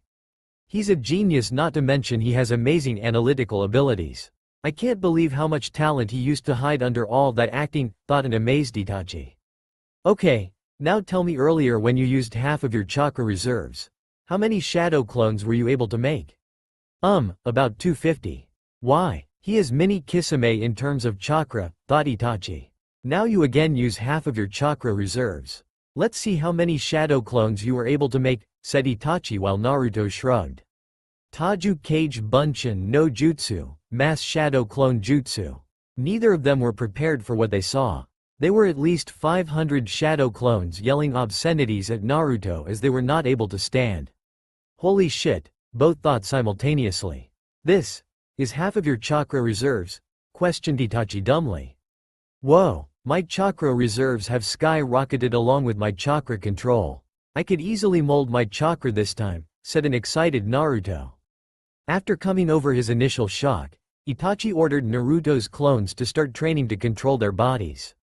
All you could see were a bunch of 12-year toddlers trying to walk properly while the original Naruto was still in his chair. Itachi-sensei, whenever I use chakra after awakening my Rinnegan, I get this warm feeling. I feel very peaceful when it flows through my chakra coils. My chakra is so light but at the same time very strong. I just don't know how to describe it, said a perplexed Naruto while Itachi nodded. I don't know how, but your chakra nature has changed. It is now white in color like the Rikudo Sennin. I also felt it when you used chakra. While using Sharingan, all I can see is white chakra flowing through your coils with a mixture of red in it. But how? White chakra was supposed to be temporary, not permanent. But it's not bad, is it? Asked Naruto, but it sounded more as a statement. Absolutely not, Naruto-kun. The fact that your chakra is white means you have light-type chakra, which is very pure, and only the Rikudo Sennin was said to have possessed it in the past. Guess I have to ask Gigi about this, pondered Naruto. While your clones train, let's check which basic elements you have now along with gravity, said Itachi, handing him a chakra paper. When Naruto channeled his chakra through the chakra paper, first it started floating in midair. Then 1/3 part of the paper crinkled and burst into intense sparks of electricity. Then 2/3 part of paper was completely dissolved in water almost to molecular level, and the last part was torn to millions of small bits of paper due to the unreal amount of cuts it received. Itachi whistled at the display. As expected, you have very strong affinities for all your current elements as stated in the scroll. Your current elements are wind, water, lightning and gravitation. The other elements are ice, storm and crystal, said Itachi. I'm so awesome. So Itachi-sensei, what jutsus are you going to teach me? Will I able to use ice jutsus like Haku, huh? Said Naruto as he was practically beaming with excitement. You shouldn't take your training lightly, Naruto-kun. Nature manipulation of even basic elements takes years to master, let alone secondary or tertiary elements. Seeing Naruto down, he continued. But with around 1,000 shadow clones for 2 months, I'm sure you can master ice and storm along with basic elements. I'm not sure about crystal though, as it is a tertiary element and is such extremely difficult to master, said Itachi while Naruto's clones were training. Don't know if you can call trying to walk training. Then I'm going to train as hard as I can. I'll show them I am not a dead last, said a determined Naruto as he too started training. While Itachi took out a very familiar brand new orange book with the title, ICHA Iodine Mono-Nitride The Bed Tactics, with a golden strip at the bottom on which was written, Ultra Limited Gold Collector's Platinum Edition. On the top left was the author's stamp, The Gallant Toad Sage Jiraiya-sama.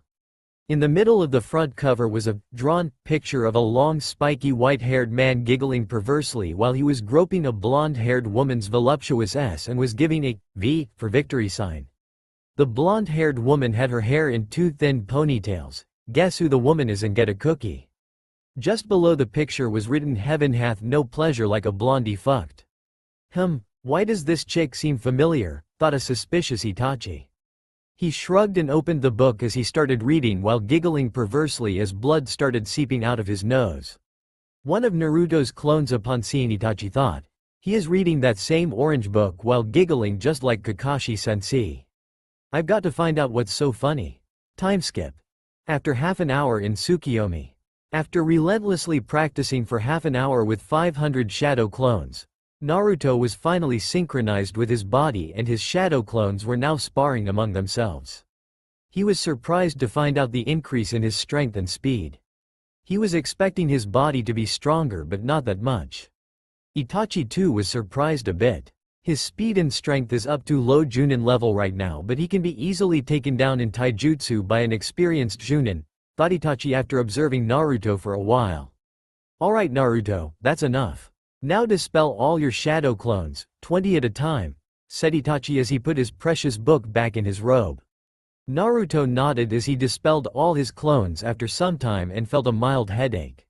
Well, that wasn't much, said Naruto before his stomach groaned as he blushed in embarrassment. Hey, why am I feeling hungry? Asked a confused Naruto. Genjutsu affects all your 5 senses, Naruto-kun. Hence, Tsukiyomi is making your mind believe that all that workout you did was real, thus you feel hungry. You should eat something, said Itachi. Okay, but before that, can you change my clothes? This orange jumpsuit is pathetic, said Naruto. Itachi was surprised after hearing him. But I thought you liked your clothing, said Itachi. I guess it's due to the changes in my DNA, shrugged Naruto. Of course, due to the altercations in his DNA, his personality would change too. But I'm surprised he still has retained some of it, thought Itachi. So you're change my clothes or what? Asked an impatient Naruto. Itachi nodded while thinking of something that would suit Naruto. I know just the right thing. It's about time. Naruto followed his father's footsteps, thought a smirking Itachi. Itachi waved his hands as Naruto's orange jumpsuit was replaced by his new clothes. His new outfit consisted of black sleeveless Junin-like vest under which was a dark blue sweatshirt along with dark blue shinobi pants. There were typical kunai holsters and shuriken pouches on his left thigh. His sweatshirt was tied to his wrists and just below his elbows with orange laces so that the flaps don't get in the way. He had an white high-neck cape reaching to just below his knees. On the back of his cape was the Uzumaki clan symbol, circular concentric swirls, in purple and black flames were licking his cape at the bottom and at the bottom of short sleeves of the cape. He took a look at his outfit. Cool, do you have this same clothing out there? Asked an excited Naruto. As a matter of fact, Hokage-sama did give me this specific outfit for you. He stated that it was time for a change, said Itachi while Naruto nodded as he began to check out his cape. Naruto-kun, what would you want to eat? Asked Itachi, expecting a change in his answer from before. Ramen, shouted a grinning Naruto as he pumped his fist in air while Itachi face vaulted. Even the legendary Rinnegan couldn't defeat his obsession for ramen, thought Itachi while a table appeared with several bowls of steaming ramen. Naruto had stars in his eyes as he began wolfing down ramen like it was soon going to go extinct. After a few minutes, he was finished as he patted his stomach. Man, that was good. I should come here more often, said Naruto with a contented sigh. I cannot do this jutsu when I just feel like it. As the powers of Mangekyo Sharingan are used, over time the user gets blind. However, what matters is the quantity and not durability. For example, if I use Tsukiyomi numerous times, I will get blind easily.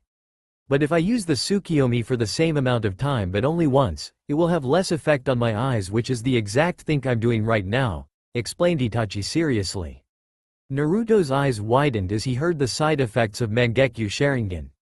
He was even more surprised that someone would do this for him even if he was ordered by the Hokage, as an S-ranked mission could be declined. I really appreciate you using such jutsu for me, Itachi-sensei, said Naruto with a lump in his throat as he bowed his head. No worries Naruto-kun, but enough talk, from now on you will train extensively for 2 months. Also, I want to tell you that with your improved chakra control, You can also learn genjutsu, although at this point of time you can only learn up to C rank ones. Now, first you have to completely master your 3 basic elements before moving to your secondary or tertiary elements. First, create 1,000 shadow clones, set Itachi as the environment around him changed to that of a beautiful forest. There were green lush trees everywhere surrounding them with a huge waterfall in the middle. Naruto was not too sure about the genjutsu part, but for the first time in his life someone was willingly teaching him something and he would be damned if he wasted this opportunity. So he nodded as he created 1,000 shadow clones and was panting by the end of it but recovered via food pill while Itachi unsealed 3 scrolls each having a kanji for wind, water and lightning. Good, now I want 3 groups of 250 shadow clones to take a scroll of each element and train according to the instructions. The rest 250 will come with me for genjutsu training, said Itachi as he went with other clones to start 2 long months of training or rather 20 short seconds in the outer world. At Hokage's office before the Orochimaru's attack, Hiruzen Sarutobi sat in his office behind his desk while smoking as he rubbed his temples. This is really not my day.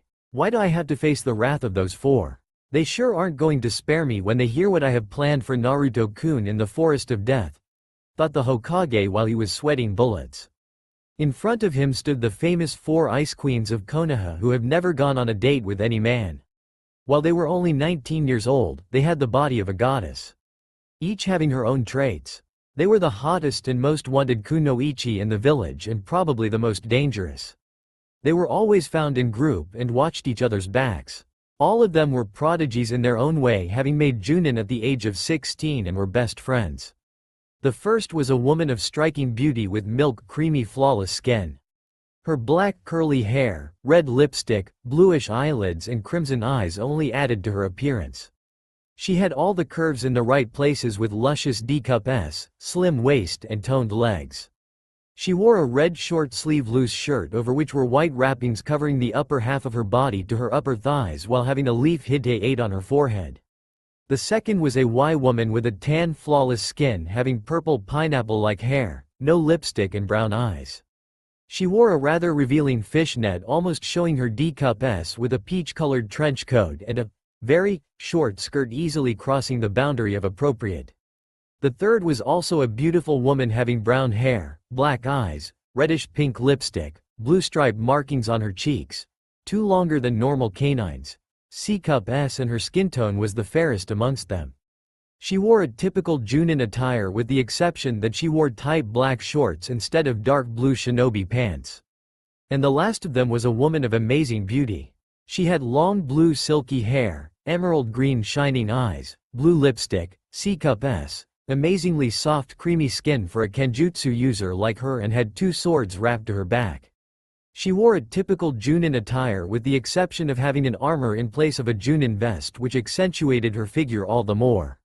They were Yuhi Kurenai Genjutsu mistress of Konoha specializing in Genjutsu who already had taken a team this year, Mitarashi Anko snake mistress of Konoha specializing in ninjutsu just like her teacher and was an interrogation and a torture specialist, Inuzuka Hana Inuzuka heiress of Konoha specializing in taijutsu and her clan's techniques who was currently working as a vet, and Izuki Yugao Kenjutsu mistress of Konoha specializing in kenjutsu who had recently left the Anbu and became a Junin. Each of these 4 had different personalities. Kurenai was calm, collected and social, Anko was loud, brash, and spontaneous, Hana had her typical Inuzuka fiery personality with a touch of softness, and Yugao was a serious and a reserved kunoichi but she had her moments. But these 4 kunoichi had one thing in common, they liked a certain blonde to death. His sun-kissed blonde hair, whisker marks and electric oceanic blue eyes made him incredibly cute to them. Just like Anko, they liked his attitude and kind personality. And his foxy grin, oh how it made their heart melt. They all knew of his mask and understood his reason for acting loud and obnoxious. They always saved him from those stupid villagers time to time but didn't let him know who they were courtesy of their Hokage. They were ordered by him not to approach the boy as he didn't quite trust them like the villagers and other shinobi. They practically begged to Hiruzen in the past to let them be near the boy but he didn't fudge from his decision. Thus they always remained indifferent to him. And now they were standing in front of him because he requested all of them in his office while for some reason had sent his Anbu out and activated the private seals. "What do you want, Hokage-sama?" asked Kurenai in a cold tone while Hana and Anko were glaring at him whereas Yugao just remained emotionless. Sarutobi winced at the tone. If Thrai was anybody else, he immediately would have punished him, her, but he understood their situation and that was the reason he called them. He sighed before speaking the only words that would get their full attention. "It's about Naruto," said the aged Hokage as he closed his eyes. The next thing he knew, he was barged with questions from them at the same time. "What happened to Naru-chan? Is Naruto-kun alright? Grr, what did they do this time? If the villagers did something to him, I'm gonna rip their heads off with my blades," said Anko, Kurenai, Hana and Yugao simultaneously, worry written all over their face for their favorite blonde. Relax, relax, I assure you nothing has happened to Naruto-kun, yet," said Sarutobi nervously. Kurenai narrowed her eyes dangerously. "What will happen to him? You tell us right this instant or I'll trap you in a yaoi genjutsu with a naked guy," warned Kurenai while Sarutobi paled at the implications of the jutsu. "That genjutsu should be a forbidden S rank," thought the nervous Hokage. "Why, you see, it's for his own good," Hiruzen tried to explain. "Just tell us what the fuck is going to happen already," shouted an impatient Hana. "Alright, but first you must know about the circumstances concerning the Uchiha massacre. Just keep in mind that it's a forbidden secret, so don't tell anyone," said Sarutobi seriously. For next 10 minutes, he told them about Itachi being his undercover agent and reasons regarding the Uchiha massacre. They were all shocked just like Naruto but quickly recovered as Naruto was their first priority. "But what does this have to do with Naruto-kun, Hokage-sama?" asked Yugao with a hint of irritation in her voice. "It has everything to do with Naruto-kun. Yesterday, Itachi came to the village along his companion for the time being to inform me about an organization he recently joined called Akatsuki." "Akatsuki?" asked Kurenai. "It is an organization consisting of 10 to 12 extremely powerful S-ranked missing nins which aims to collect all the 9 Biju in the world, which means they have to hunt down the Jinchuriki," explained Hiruzen while all of their eyes widened. "Then that means they're after Naru-chan too," whispered Anko. "Indeed, and if they succeed in capturing Naruto and extracting the Kyuubi, he will die," said the aged professor with a frown with his hands folded under his chin. "If they even so much as touch a hair of Naru-kun, I'll rip them to shreds," growled Hana while showing her clawed nails. "I will protect Naruto-kun with my life," said Yugao seriously while the rest of 3 nodded with her. "But the good news is that Itachi and Hoshigaki Kisame, one of the 7 swordsmen of the mist who also works for me, are assigned to capture Naruto-kun. So, he's safe for now." All of them breathed a sigh of relief, at least they had some time to prepare. "Then we must train him and make him stronger as fast as possible for the future battles, Hokage-sama," said Yugao. "That's what's going to happen in the Forest of Death. He's going to get very strong in a couple of minutes," said Sarutobi while inwardly smirking at their confused faces. "What do you mean? Isn't he currently taking part in the Chunin exams?" asked a confused Kurenai. "Naruto has a Jujutsu," said Hiruzen with a dramatic pause. "Although, I'm not quite sure if he would awaken it," further thought the Hokage while all of their faces were priceless as if they were told that they were pregnant with Naruto's child. "I wish I had a camera," thought Hiruzen. "But," stuttered Anko. "But we have never seen him any kind of bloodline limit. His eyes are always those beautiful, charming, exotic and a magnificent shade of deep cerulean blue," said Kurenai with a dreamy sigh. "Yeah," others said in unison with a faraway look on their faces while Hiruzen's sweat dropped at their antics. "If they ever see someone hurt Naruto, may Kami save him," heard from these 4. After that thought, Sarutobi mentally grinned as an idea popped into his mind. "I know just the right punishment for Itachi for stealing my brand new Icha Icha book," thought Sarutobi evilly. After a cough from the Hokage, all the 4 ice queens came out of their dreamland. "His Dujutsu hasn't been activated yet. That's why I have sent Itachi to help Naruto in activating it." "Wait, but what is his Dujutsu and how can Itachi awaken it?" asked a confused Hana. "For your first question, I will only tell you that it's the strongest Dujutsu the world has ever seen, even stronger than Sharingan and Byakugan. Its name is Rinnegan," But Hokage-sama, that's only a myth, said Yugao, disbelief clearly evident in her voice and on the faces of her friends. Well, we just have to see if it's a myth or not, wouldn't we? Said the professor with a smirk. But what is the role of Itachi in this? Asked Kurenai.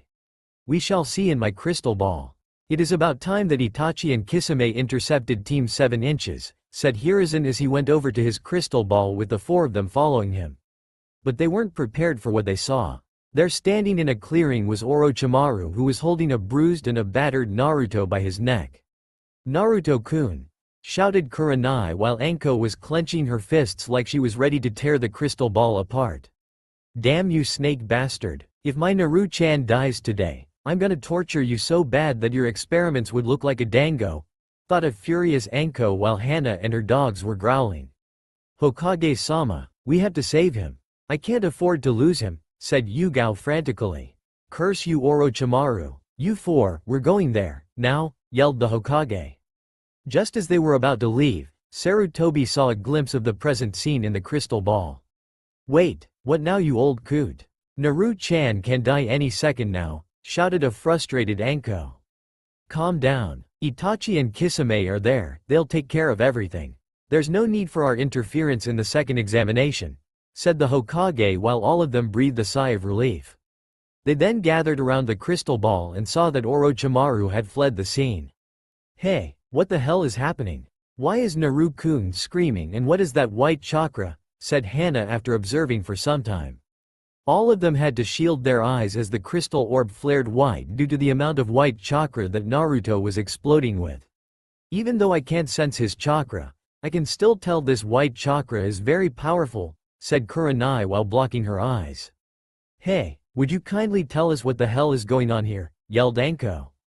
To activate Rinnegan, Itachi used Tsukiyomi on Naruto and forced him to watch his loved ones get killed. The pain of losing someone precious led to the awakening of his Dujutsu, explained the professor. He used that cursed jutsu on Naruto-kun? One that put Uchiha Sasuke in a coma for 2 weeks? Asked an incredulous Kurenai with a hint of anger. Grr, I'm gonna give that Itachi Baka a beating of his life, growled Hana. Count me in too, Hana-chan, said Anko with a sadistic smile on her face. Hiruzen shuddered at seeing that smile. If she ever gave you that smile, make Kami spare your genitals. I just hope Naruto-kun comes out of this fine, said an out-of-character Yugao with worry written all over her face. Don't worry Yugao-chan, Naruto-kun is strong. He's bared much worse than this, said Kurenai as she hugged Yugao. I know Kure-chan, but it hurts me to see him in so much pain, said Yugao as she buried her face in Kurenai's shoulders while tears leaked out of her beautiful eyes as Naruto's screams increased in volume. All his life he was beaten by those damn villagers because of the Kyuubi. He didn't even know why he was hated until recently. He is innocent, kind-hearted and the purest person I've ever known. We had to watch him sit lonely at the parks while others played, we had to watch him, sniff. Cry at nights while he begged for someone to embrace him. He is so lonely, Kure-chan. His eyes clearly reflect all the sadness and pain he feels every day. And now, he's going through so much pain and we can only watch. I, sniff, want to change those eyes. I want to hug him, kiss him, tell him that he's, sniff, not alone and will never be. I love him so much even though he's younger than me. I just want my Naruto-kun in my arms. I'm tired of seeing him get hurt, said Yugao as she broke into a fit of sobs while Kurenai comforted her as she wiped her own tears. Sarutobi himself looked sad and ashamed at the foolishness of the villagers. He considered Naruto as his grandson just like Konohamaru and it pained him to see Naruto's life so miserable. We all love him deeply, Yugao-chan. We're never going to leave him even if Hokage-sama forbids us from approaching him, said Hana as she glared at the Hokage. I'm sorry that your son's life was so miserable, Minato. But I know that these four would be excellent for Naruto-kun, thought Sarutobi. I know that you four are very upset with my decision, but it was for Naruto-kun's safety. But now I deem it fit to raise the restrictions on approaching him, said the Hokage with a serene smile. Their eyes widened upon hearing him. After all those years, they could finally help him with his burden, they could finally give all the love they felt for their object of affection. You see Yugao-chan, we can see Naru-chan. Stop crying now already, said a grinning Anko while Yugao nodded happily as she wiped her tears and stood beside Kurenai. Thank you very much Hokage-sama, said Yugao as she bowed for the first time in years in front of the Hokage. You all can thank me by becoming Naruto-kun's future wives as he falls under the CRA, said a grinning Sarutobi. All of them blushed as they began dreaming about being Naruto's wives. Yes, they already know about Naruto's heritage. Look, he stopped screaming, exclaimed Sarutobi. All of them concentrated on the crystal orb to see Naruto covered with dust smoke. But when the smoke cleared, all of their jaws dropped on the ground. Even Hiruzen couldn't believe his eyes. Although the scroll did said, physical enhancement, but this was absurd. He had total lady killer looks now. While Anko and Hana were openly drooling at the sight of Naruto's muscular body, Kurenai and Yugao were blushing furiously. All of them could only summarize him in only one way. Hot, steamy hot. When Naruto lifted his head, they all gasped upon seeing his eyes. Is that the Rinnegan? Whispered Kurenai, finding his eyes even more attractive now. Wow, Naru-chan looks even more Y with those eyes, said Anko. He really has awakened a legendary and a mythical dujutsu, said Hiruzen as he stared at the all-powerful Rinnegan. To read about Rinnegan was one thing, but to see it was on a whole another level. Well, what did you expect, old man? Naru-chan is amazing after all, said a grinning Anko with pride in her voice while Sarutobi's eyebrows twitched in annoyance. I'm not old, yelled an angry Hokage. Then what, you dyed your hair white, old man? Asked Anko innocently. A tick mark appeared on his forehead while the others snickered. I can still stop you from approaching Naruto-kun, you know that? Said a smirking Sarutobi. All of them stopped snickering immediately while words like, old monkeys being too smart for their own good. So now what, I can see that Naru-kun isn't used to his new body, said Hana while glancing worriedly at the current scene as Naruto fell face first on the ground. Hiruzen nodded as he told them of his plans for training Naruto in 20 seconds. That's an excellent idea Hokage-sama, said Yugao while the others nodded with her. Just as he was about to reply, all of them heard a knock on his door. Enter, said Sarutobi as he deactivated the seals. The door opened to reveal his secretary. Hokage-sama, Mizukage-sama has arrived and Reikage-sama has been sighted approaching the village gates. What, weren't they supposed to come after 1 month during the third exams? Said a surprised Hana while the others were shocked too. Hi, but I called an emergency meeting due to the Akatsuki, said Sarutobi as he turned to his secretary. Send them in Akane-san. Hi Hokage-sama, bowed the secretary before leaving.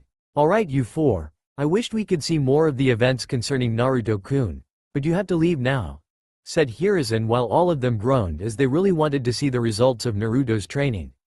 Oh, and Kurenai, I want you to enter the Forest of Death and keep following Team 7. I'm sure Orochimaru came for a reason and I want you to report any abnormalities. Also, don't interfere in the exams or try to help your team, is that understood? Said the professor with a serious demeanor. Hi Hokage-sama, said a happy Kurenai. Hey, why does Nai-chan get this mission? Yelled Anko while Hana and Yugao were glaring at the Hokage. Because Anko, Kurenai is a genjutsu expert and she can easily blend in with the surroundings and hide her presence, replied Sarutobi calmly. Tough luck Anko-chan, Yugao-chan, Hana-chan, said a grinning Kurenai before disappearing in a puff of smoke. Damn her. All three of them muttered simultaneously before shining out of the office. Sarutobi sighed at their antics. Even if they were matured as a shinobi, they were like kids or sometimes even acted like fangirls when it came to Naruto, but one thing that he was sure about was that they loved him deeply. He had seen their eyes whenever they talked about Naruto or watched him. They were filled with love, compassion, affection, care, and today, a new feeling took birth in those eyes. Lust. After seeing Naruto's transformation, their eyes still had the loving gaze for him but with a hint of lust. He sighed as he came out of his musings, now to face the Reikage and the Mizukage. Hope this goes well too, he thought as he went over to his desk waiting for them to arrive. Meanwhile in the Forest of Death, the clearing 20 seconds after the beginning of Tsukiyomi. Kisame was panting, but not much due to the loss of so much chakra. He began to feel tired at about 10 seconds after he started giving Itachi his chakra. If you think rationally, it would look absurd that such high amount of chakra could be depleted in just 20 seconds, which Kisame was currently wondering about. After a few seconds, Naruto and Itachi slowly opened their eyes. Itachi, to reveal his Mangekyo Sharingan while he too was panting heavily, and Naruto, to reveal his Rinnegan with, 1, black rain. No one noticed when his eyes glowed silver for a bit before turning into the same Rinnegan. Level 1, not even Naruto noticed it as his vision was blurry due to the effects of Tsukiyomi, but after a few seconds, it cleared for him to see Itachi on his knees panting heavily while blood oozed out of his eyes. "Itachi-sensei, are you alright?" asked a concerned Naruto while Kisame released him from his hold as he regained his breath. "Itachi, you pant, okay?" asked Kisame while Naruto took out a food pill and gave it to Itachi. "Yeah, pant, I'm gonna be alright," said a tired Itachi before eating the food pill. After a few seconds, he began to feel his chakra getting restored as he stood up. "Sensei, are you alright now? And why did blood came out of your eyes?" asked a worried Naruto. "That is a side effect of using Mangekyo Sharingan's techniques for a long time," said Itachi as Naruto nodded in understanding while he turned to Kisame. "Long time no see, Sharkface," said a smirking Naruto. "TCH, it's only been 20 seconds, brat," said Kisame while his eyebrows twitched at his nickname. "Oh right, sorry, I forgot about that," said Naruto while he grinned sheepishly. "So how did the brat's training go, Itachi?" asked Kisame. Itachi smirked. "Well, let's just say that Naruto-kun is a lot stronger than what a Chunin is supposed to be," while Naruto puffed out his chest in pride. "Ah, that's a pity. The brat's still no match for me. And I was thinking he would get more stronger," frowned Kisame.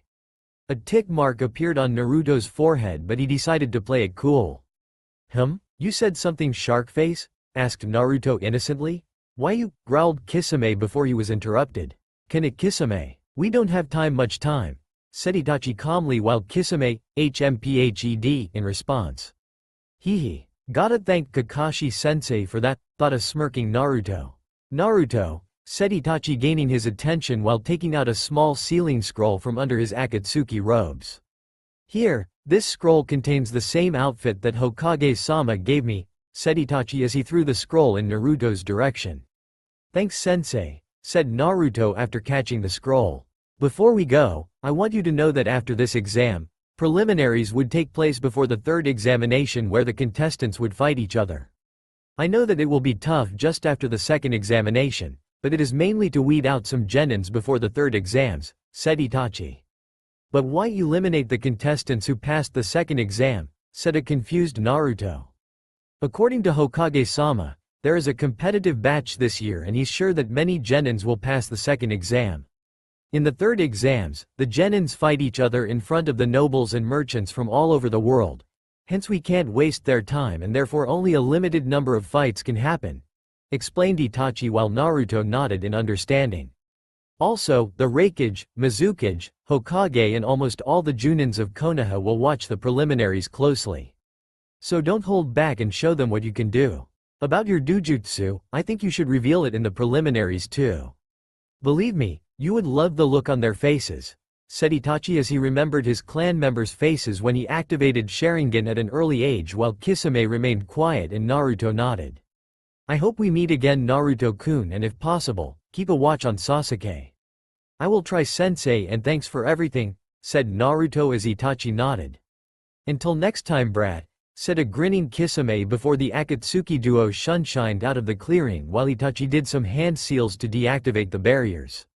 Naruto could only sigh as he recalled all the events that happened since the start of the second exams. First that Orochi Teme attacks them and then Itachi and Kisame interfered. Who would have thought? The disgraced child of the village possessing a legendary dujutsu such as Rinnegan. Oh, he would enjoy the look on their faces, but right now, he just wanted to get some sleep. "Guess I'll have to wake Sakura up. But I should change my clothes first," said Naruto as he looked around the clearing battlefield to find a large tree with a big cave in its trunk. He went in there and after a couple of minutes came out in his new favorite shinobi wear. He then went over to Sakura to wake her up, wondering how will Sakura and Sasuke and most of the village will take to his newfound abilities. "Hey Sakura, wake up," said Naruto as he nudged her on the shoulder. She had some bruises here and there, but was otherwise alright. Just 1 minute, mumbled Sakura. Come on, we're in the forest of death, remember? Said Naruto as he lightly flicked her forehead. Eventually Sakura opened her eyes to see Naruto bent down in front of her. Naruto? What happened? Asked Sakura with blurry eyes as she slowly remembered all the events that took place while her eyes widened. Hey, where's Orochimaru and what happened to Sasuke-kun? Asked Sakura frantically as she quickly stood up. Sasuke's right there, said Naruto as he pointed in Sasuke's direction. Before following his finger, she saw Naruto properly for the first time after she woke up. She immediately blushed a furious red upon seeing him. Whoa, who's this hunk? Said inner Sakura. Who are you? Asked Sakura with a blush while Naruto's sweat dropped as he thought. Did I really change that much? Naruto, Uzumaki Naruto. Nice to meet you, said Naruto in a mock greeting while he extended his hand. Oh, it's nice to meet you Uzumaki-san.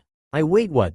Exclaimed Sakura, who first shook his hand but then realized a bit too late while in Naruto's head.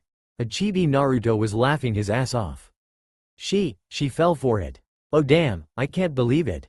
Naruto, what happened to you? You've suddenly grown and what's the change in your clothes? Asked a surprised Sakura, but he was even more surprised by her reply. He thought that she would lash at him any minute now while screeching like, Sasuke-kun is much better than you. Well, let's just say I underwent a transformation during my fight with Orochimaru and I became tired of my jumpsuit. To answer your previous question, Orochimaru fled the scene due to the circumstances I can't tell you, said Naruto with a frown as he knew where this was going. But why can't you tell me? I'm your teammate and we should trust each other, said a hurt Sakura. After witnessing some of Naruto's fight with Orochimaru today, her views of Naruto somewhat changed. She could now clearly see that Naruto was easily the strongest member of the team and even though he was obnoxious and rash, he deserved some respect. Since when were we teammates, Sakura? What you're stating now is something you should have said on the day of team selections, which I did said to you, but the only reply I got was a lump on my head. Since when was it about teamwork, especially with me? You guys never bothered to even acknowledge me as a teammate. On the day of the bell test, when my shadow clone came to your hiding spot, you didn't even bother to listen to me, instead just dispelled it by punching it. The same happened to the shadow clone who approached Sasuke, stating that I was a loser and would only hinder his progress. Do you know why I came to you guys, huh? Do you? I came to tell you about the actual meaning of the test, i.e. teamwork, while I fought Kakashi-sensei, said Naruto. But I thought you were just trying to be the hero, taking a Junin head-on, stuttered Sakura. Just because I acted loud, obnoxious and stupid doesn't mean that I was one. The first time during the academy I approached you. I wanted to be friends with you, but you just ignored me. I always strived for acknowledgement and recognition. I had no one to take care of me while you had parents, relatives and friends. You can't judge a person just by his appearance. Take our Hokage for example, does he look harmful to you? I'm sure you would have thought, oh, he's just a grandfather material. What can the old coot do? He would probably break his back if he bends even once. But he's Hiruzen Sarutobi, the famed professor, trained by the Nidaime and the teacher of 3 legendary Sanins, the man who survived the 2 great shinobi wars and has mastered every ninja art of this village. He can still take on an army of Junins without a sweat.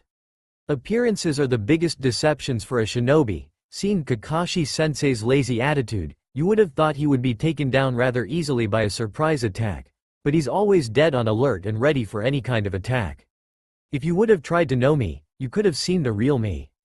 You guys, the Rookie 9, don't have the flukest of idea about what kind of burden I carry every day. My life has no place even in the most hellish nightmares you have ever seen.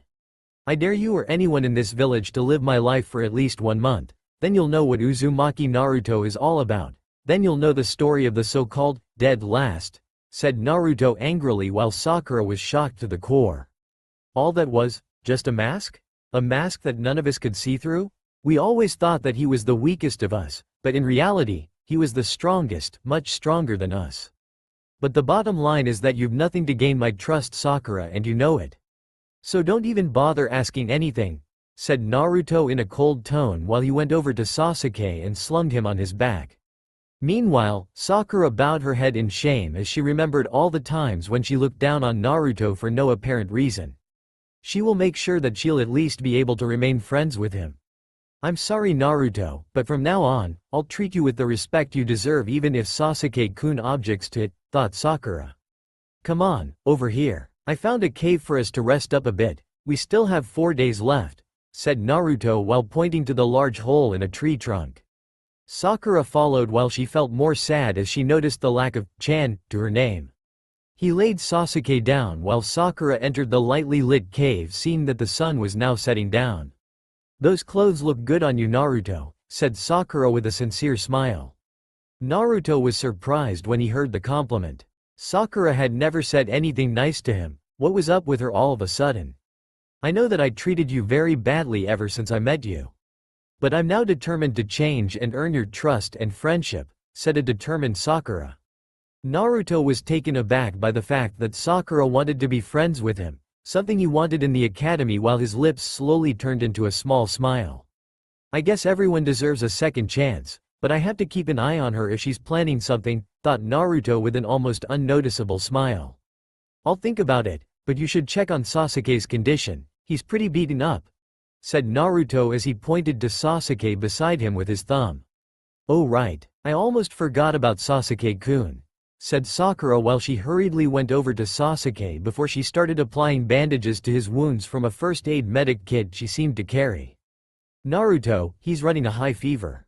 What do we do? We need cold water, but I don't think there's a source of water nearby, said Sakura worriedly. Leave that up to me, said a smirking Naruto as he combined his wind and water chakra to form a big block of ice in his hands. He then used his wind-natured chakra to cut the block into small cubes, still in his hands. Will these do? Asked Naruto as he gave her the cubes. Meanwhile, Sakura's expression was priceless. She couldn't believe what she saw. First, Naruto created eyes just like that mist ninjaku and sliced them from out of nowhere. She could only nod dumbly and accept the cubes as she put them on Sasuke's forehead. And Naruto, how did you do that? Asked Sakura after tending to Sasuke's injuries. Naruto sighed as he knew how many questions would be coming, not just from Sakura and Sasuke, but from almost everyone who knew him. Look Sakura, I can't tell you anything right now as it is an S-ranked secret, but from now on you'll see me do things that'll make you go haywire. So whatever it is, just take it in without any questions, and if you gain enough of my trust, I may tell you everything after the Chunin exams are over, said Naruto seriously while he took out his own sleeping bag and sealed his cape to get comfortable, which resulted in Sakura being gobsmacked as she didn't know that Naruto knew how to use sealing scrolls. Okay Naruto, if you say so. But really, that was awesome, and I know that you'll definitely become Chunin this time Datbeo, said Sakura while giggling at the last word and took out her own sleeping bag as she dragged Sasuke onto it. Yeah, I hope so, mumbled a faintly smiling Naruto as he closed his eyes to get some sleep. I guess the battle between me and Orochimaru opened her eyes to the reality. Maybe she still has a chance, thought Naruto.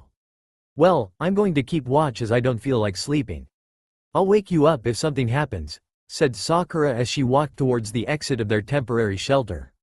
Sure, thanks Sakura, said Naruto before drifting off to sleep. Hokage's office just after the Ice Queens left. Hiruzen Sarutobi sat on his chair smoking when the door to his office opened. First to enter was a beautiful busty lady with an angelic body most women would kill for. She had long flowing silky red hair, hazel green eyes with attractive black eyelashes, milk creamy skin, D-cup S, slim waist and toned legs. She was Terumi Mei, Godem Mizukage of Kirigakure. She had a bit of makeup on her face with red lipstick and bluish eyelids like Kurenai, wearing a blue top which was reaching to just above her knee. Under this outfit, she wore a mesh armor. She had the Kiri's blue cage hat with a kanji for water on it and wore a cheerful expression on her face. Greetings Hokage Dono, said Mei with a smile. Along with her were her two bodyguards, namely Ao and Chojiro. Ah, welcome Mizukage Dono. I hope your journey was safe, said a smiling Sarutobi. Of course Hokage Dono, replied the Mizukage cheerfully before signaling Ao and Chojiro to come forward. These are my bodyguards, Ao and Chojiro. We are honored to be in your presence Hokage-sama, said Ao while bowing, whereas Chojiro also bowed, somewhat timidly without saying anything. This was the famed Hiruzen Sarutobi after all. the professor, and the man who survived 2 great shinobi wars. He was a shinobi of virtue and wisdom, trained by the best and trained the best, so naturally they were somewhat nervous. "At ease you two, no need to be so formal," said the smiling Hokage while radiating a warm aura. "Understood Hokage-sama," said Ao as he bowed again. Mei and Hiruzen sweat dropped. He understood nothing, both thought simultaneously. The door opened again and the next one to walk in was a tall and a dark muscular figure. He wore a loose cage robe revealing his front muscular chest and abs. He wore black shinobi pants, gunmetal boots, heavy metallic bracelets on his forearms and had white hair. He was a Yondaime Reikage of Kumogakure. With him entered 5 more people. Among them was a man with similar physical characteristics as A. Only differences being his attire with black shades, a white bandana and a blue tattoo on each cheek.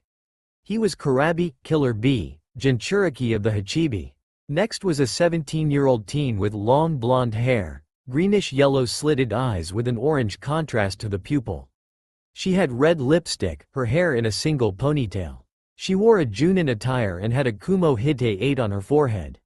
She was Yugito ni, Jinchuriki of the Nibi and was an epitome of beauty having an hourglass figure, C-cup S and flawless tanned skin.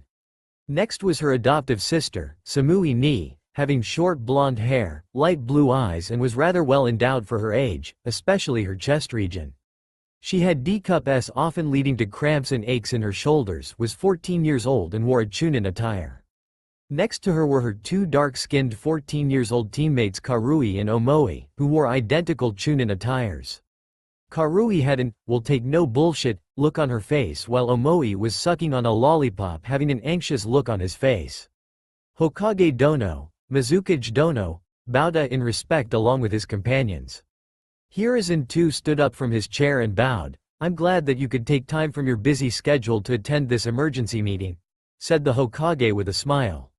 "I hope your Junie was safe." Reikage Dono, said Mei with her usual cheerfulness. "Of course. Who do you think I am? I am best taijutsu user in the lightning country after all," said A with a grunt. Yugito's sweat dropped. Has he ever heard of the word modest? Geez, thanks for stating the obvious. With all those overgrown muscles, who wouldn't think of him as a taijutsu specialist, thought Mei sarcastically while still smiling on the outside. True Reikage Dono, but let's get to the business, said Hiruzen as he suddenly became serious. "I presume those 2 are among the 5 of your bodyguards behind you," continued Hiruzen as the Reikage nodded seriously. "Alright, please take a seat all of you and don't worry, the privacy seals are already activated along with the visibility barrier that even the Byakugan or Sharingan can't penetrate through." All of them sat around the table while Ao quietly checked the seals with his Byakugan but Hiruzen noticed it. Meanwhile, the Reikage introduced his brother. "This here is my little brother Kurabi," said A while pointing towards Killer B. "Yo-yo, the name's Killer B. And I can see that although you're an old bunch, you still pack quite a punch," said Kurabi as Yugito slapped him on the backhead. "You idiot, this is an important meeting and we don't have time for your horrible rapping," hissed Yugito angrily while Mei, Chojiro and Ao were surprised at the blunt greeting. "Forgive my idiot brother Hokage Dono," apologized A while glaring at Kurabi. "I can see that he's the lively one in your group," said a chuckling Hiruzen.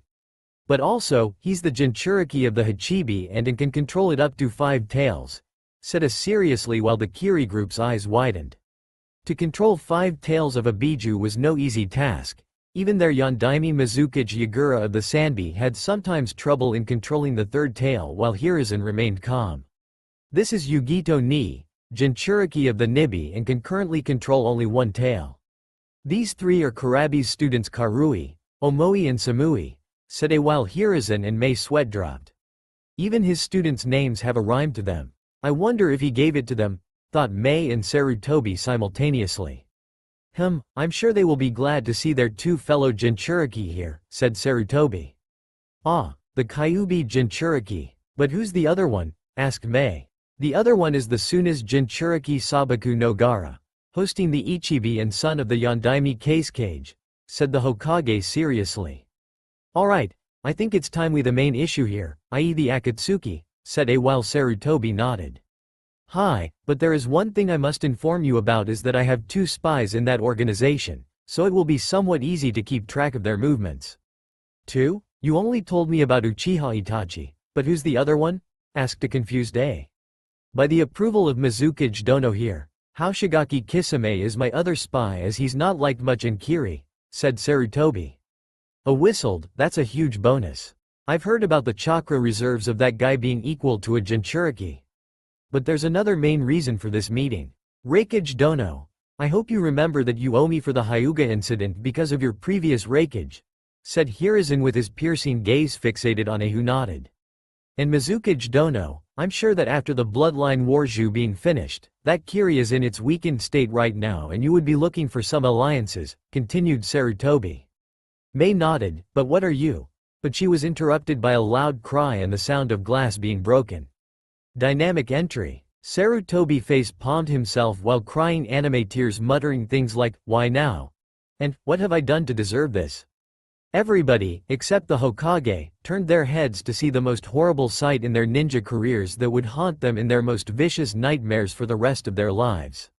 There standing in front of them was the weirdest human they had ever seen. A male with a tight green spandex, bowl-shaped hair, had the biggest and thickest eyebrows in the history of Homo sapiens.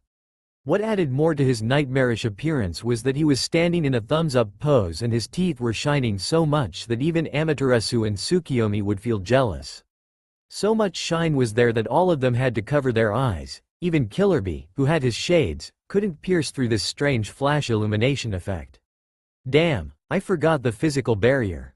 I hope they can sleep properly from now on, thought a pale-faced Sarutobi. Yosh, Hokage-sama, my youthful ears have picked up some youthful information that Reikage-sama and Mizukage-sama have arrived, shouted this epitome of weirdness. Shit, damn shit, I should have warned those 4 about keeping this to themselves, mentally cursed the Hokage who was currently sweating bullets on how to handle this situation. That was a cool entry. Fuzzy eyebrow, although y'all look like shitty scarecrow, tried to wrap the Jinchuriki followed by a typical punch to his head by the fellow Jinchuriki resulting in him falling face first on the ground. However, this time Yugito couldn't say anything as she was stunned into silence. Even Nibby was panicked. Kitten, stay away from this thing. Ah, we're gonna die, screamed Nibby in Yugito's head while she could only nod with her. Back in my days. Never mind, I've never seen such a thing, murmured Ao. That is not cool, said a surprised Samui while Mei, A and Chojiro were rendered speechless. Yugito-san, you shouldn't hit B-sensei like that. If you punch him that hard, what if he gets angry resulting in him releasing the Hachibi? Then it will go on a rampage slaughtering us all and destroying Konoha in the process, which would further result into a 4th Great Shinobi War and ultimately, leading to the extinction of the human race, said Omoi while he anxiously sucked on his lollipop. A vein popped on Karui's forehead followed by a punch to his head resulting in him throwing his lollipop in the direction of Guy. Oh, thought Karui. What is this unyouthful thing? Said Guy after catching Omoi's suck toy and was currently inspecting it. All eyes were on Guy wanting to see his reaction, but what he did next threw them for the loop. He put the lollipop in his damn mouth and started sucking on it. Wash. Twish thwing tsastesshoutful, said Guy who's sucking on the lollipop and was grinning like an idiot. Please tell me this is not happening, thought Mei with a look of dread on her face. No, how dare you eat my lolly-chan, yelled Omoi with a look of horror on his face while pointing an accusing finger at Guy. Your flames of youth have dampened my boy. You should share such youthful things with youthful people. Like hell I would share something with a freak like you. And what's this youthful crap you're blabbering about? Screamed Omoi whereas Karui was surprised as she had never seen him so worked up. No wonder Konoha is the strongest village.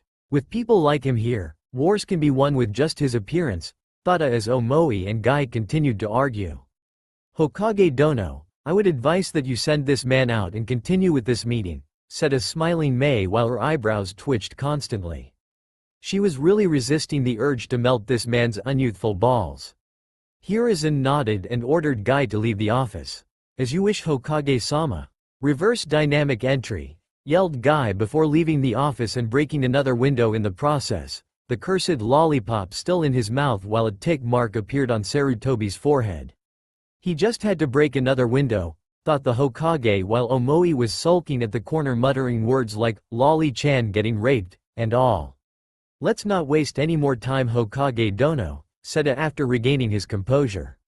Hi, but what were you implying before the disturbance, Hokage Dono? Asked Mei while everyone else paid attention at that. Right, said Sarutobi while clearing his throat. Here is in Sarutobi, Sandame Hokage of Konohagakure no Sato propose an all-out triangular alliance with Kiri and Kumo consisting of military, trade and political alliances, said Sarutobi with a smirk while his cage hat shadowed his face creating a rather dramatic effect. Everyone else's jaws dropped on the ground and their eyes as wide as saucers. What? Stuttered Mei. If what she heard was true, then this was a huge moment for Kiri. Never had she thought that Konoha, the strongest village in the world, would propose an alliance with any village, much less Kiri, which was now the weakest. She herself was going to talk about a possible alliance in this meeting in hopes that the Hokage might agree. If she accepted this alliance, not only will they be alliance to Konoha but also Kumo. It would be like hitting two birds with one stone.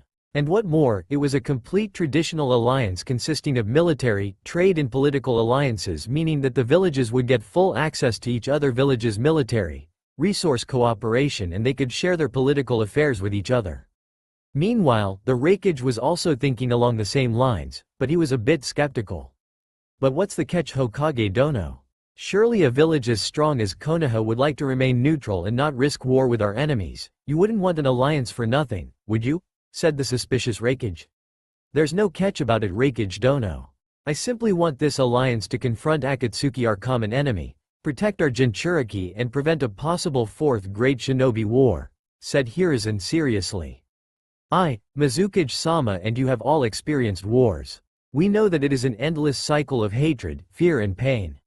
I just don't want this generation to go through it, continued Sarutobi while glancing in the direction of Karui, Omoi and Samui as A and Mei too nodded with sadness. So, what do you saw, Raikage Dono, Mizukage Dono? Asked Hiruzen. Sure, Hokage Dono. Kiri would be happy to go along with this multi-village alliance with Konoha, said a cheerful Mei. Well, Kumo does follow militaristic approach and I also owe one, so I guess we'll go with it. We'll pursue our dreams with you, said A with a smirk. Hiruzen nodded, satisfied with their decision as Konoha and Naruto would have a much better chance against the Akatsuki. While I'm sure that Iwa would straight out decline the proposal, but what about Suna? Asked Mei. I did send the Cage an invitation for this meeting, but so far they haven't even answered and I'm a bit suspicious of him.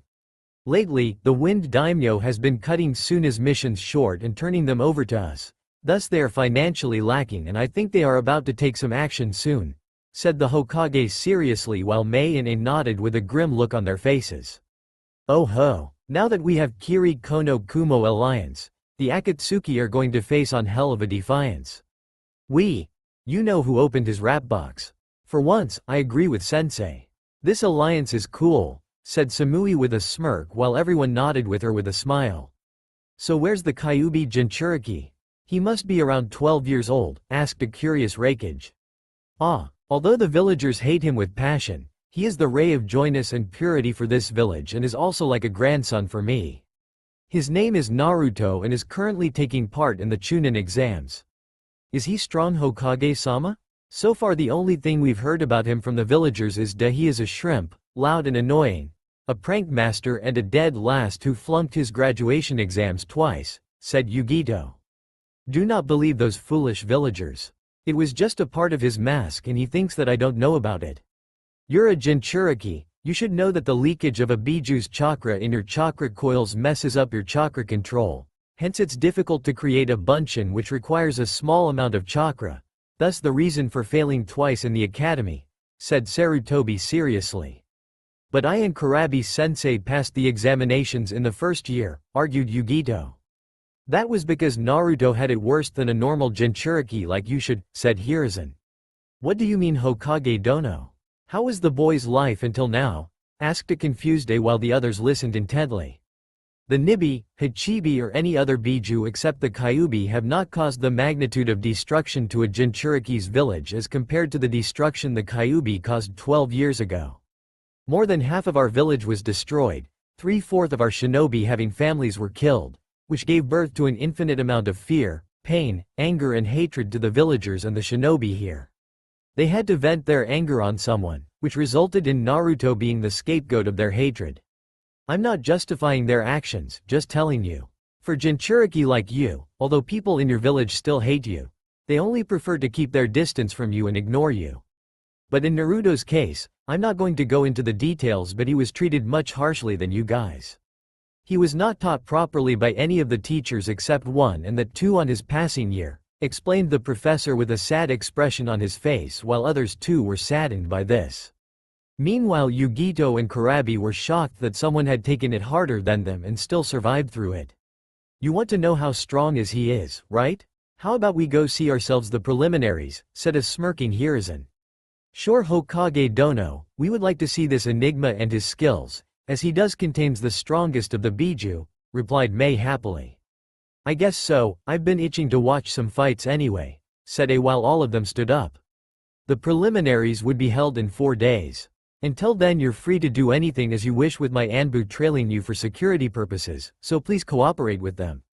I've already arranged for your stay, so please follow your escort standing outside the door to your hotel, said Hiruzen with a smile as A and Mei nodded while wondering how strong the Ichibi and the Kyubi Jinchuriki were. That's all for now. If you enjoyed this video, then please like, share and do comments.